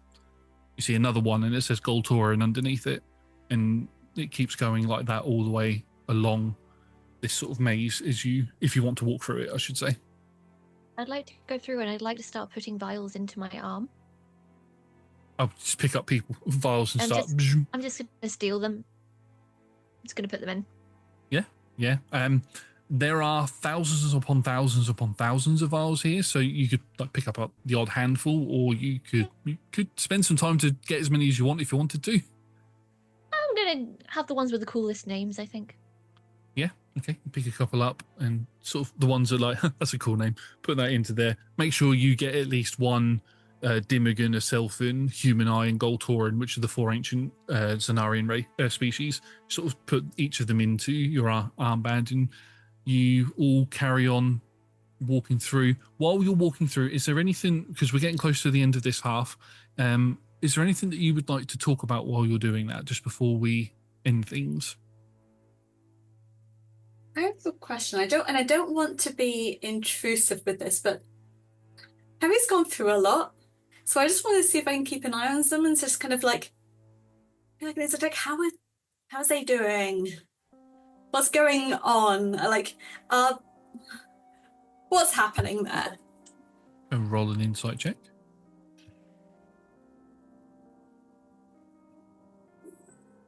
Math. That is a 22. How are you doing currently, Perry? Perry is barely string a thought from A to B. Is kind of confused, but is trying their best to not let that show and just keep shouldering forward. They're a little bit erratic. Like this, it doesn't seem to just be, oh, that's cool, putting them into the arm. It seems to be a little bit of a impulsive kleptomania. All over the place. Not doing great, but trying her best. Sorry, Talia, if you were going to continue on that thought. I can go on again in a moment if you want. You're first. No, I'm trying to remember whether Perry shared any of the information that they learned about the way the Titans regenerate, because it had been mentioned that, Perry's way is the diaries and reading the diaries and remembering everything. And then there was someone else who it was something to do with fire. So I don't know whether Udric would know enough to say, are these one of the other Titans' previous lives, basically? But I don't know if Udric would know that. That's really interesting, actually. I hadn't thought of that. Vampire Titan would have been cool. Yes. Yeah. Just say yes. That was a really good thought, and that is a possible. If you think Udric would, did Perry share that? Is the question. I think Perry and Udric have been adventuring in the same party for a little bit now, so probably. Yeah. Oh, hang on. Oh, there we go. Sorry, I froze for a second there. But yeah, yeah. So you could put those dots together if you wanted to, Udric. Mm-hmm. Yeah, I think Udric's just kind of looking at the vials and Perry's interest in them, and is just going to say, so you reckon that these might be one of your other siblings' ways of remembering, like you said with your books and something else? Oh, I was like, I hadn't thought of it like that as I put another one in. This makes me feel a bit weird about taking these, so I put another handful in. Josh, do I remember if any of my colleagues, I don't know what they are, siblings in a sort of way. Not blood, no. You know that a lot of people. This comes from very first pair of potato memory. You know that a lot of there was a lot of things that were done during the War of Divinity that were questionable. One of those were people were sort of separated dependent on their magical power. Those who had higher magical powers were stronger with magic, should I say, were taken off to be trained to do certain things within the army and stuff, and those that weren't magical were sent to either be frontline foot soldiers or do other jobs and all of that sort of stuff. something that was quite frowned upon by a lot of people, but something that was deemed necessary to win the war. So that could be what this is. It could be that they've taken people's blood so that they can measure them measure them for their magical potential. Okay. So maybe this was Titan candidates. Is what I'm wondering. Maybe. So you're almost brothers and sisters and siblings. Yeah. Long dead by this point. I mean, they would be. I should say that each vial that you pick up, the blood looks fresh in there, not as if it's just been drawn from somebody, but it hasn't curdled or gone hard or anything like that in 10,000 years. These vials have preserved the blood. At the very least, Elodie will be very interested in endlessly fresh blood vials. Well, they're all dead. They don't need their blood anymore. Whoop. Memory's getting better if you can remember Elodie on your own. Wait, who? Elodie. Oh, that one. The weird one. Yeah. Many people, many birds. The gentle plural. In a way. Yeah. I really need to figure out her deal. That feels important. Do you want to... We've all been through a lot, and then we've been going. I think that we need to maybe stop and breathe and think about what might be the other side.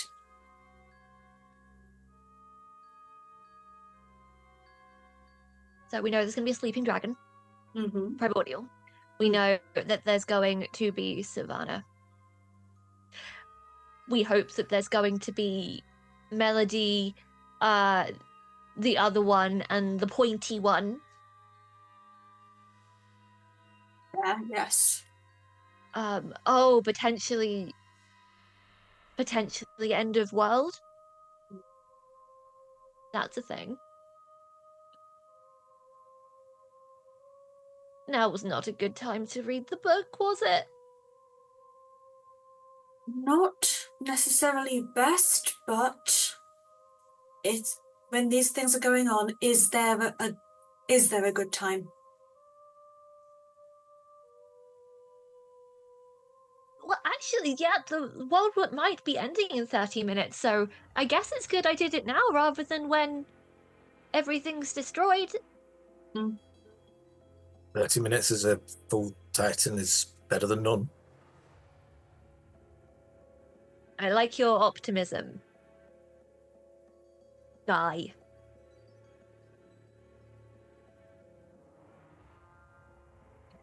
As you all walk through this maze, you come out into you're in the same room, but you come out into more of an opening, and what you can see on the other end are a number of different things. The first is a strange dome-like contraption, that's sort of glass dome with a machine connected to it, and it seems to have like a cylinder-shaped hole in it that you could probably put something into. But what you also see are some familiar faces standing around talking next to it. And that is where we are going to pick up. And that is where we are going to end tonight's session. Thank you very much, everybody, for watching. We have been Roll Together RPG. If you like what you've seen, we do D&D content on Mondays from 6 p.m. UK time. We also do other streaming things throughout the week. Join our Discord and follow us on socials to find out what we're doing, when we're doing, and how we're doing it. Discord's the best one to go to because that's the first place that we post it. Massive thank you to our sponsors and supporters, and to the D20 Club, Dice Heads, and other tiers on Betrayal. They are fantastic. They are the best. You can join them from as little as $1 of your local currency per month, or 1 goat, which must be sent to Tom for a variety of different reasons, by following all of the links in chat and in the description below. Speaking of the description below, if you liked what you've seen and you're watching us on YouTube, please do consider liking this video, commenting down below, and subscribing to the channel, because it helps the algorithm tell us what you like so we know what to make more of for you. As always, a massive thank you to my players for being absolutely fantastic as always, and we will see you next time to find out what happens in Aeodrun. Goodbye.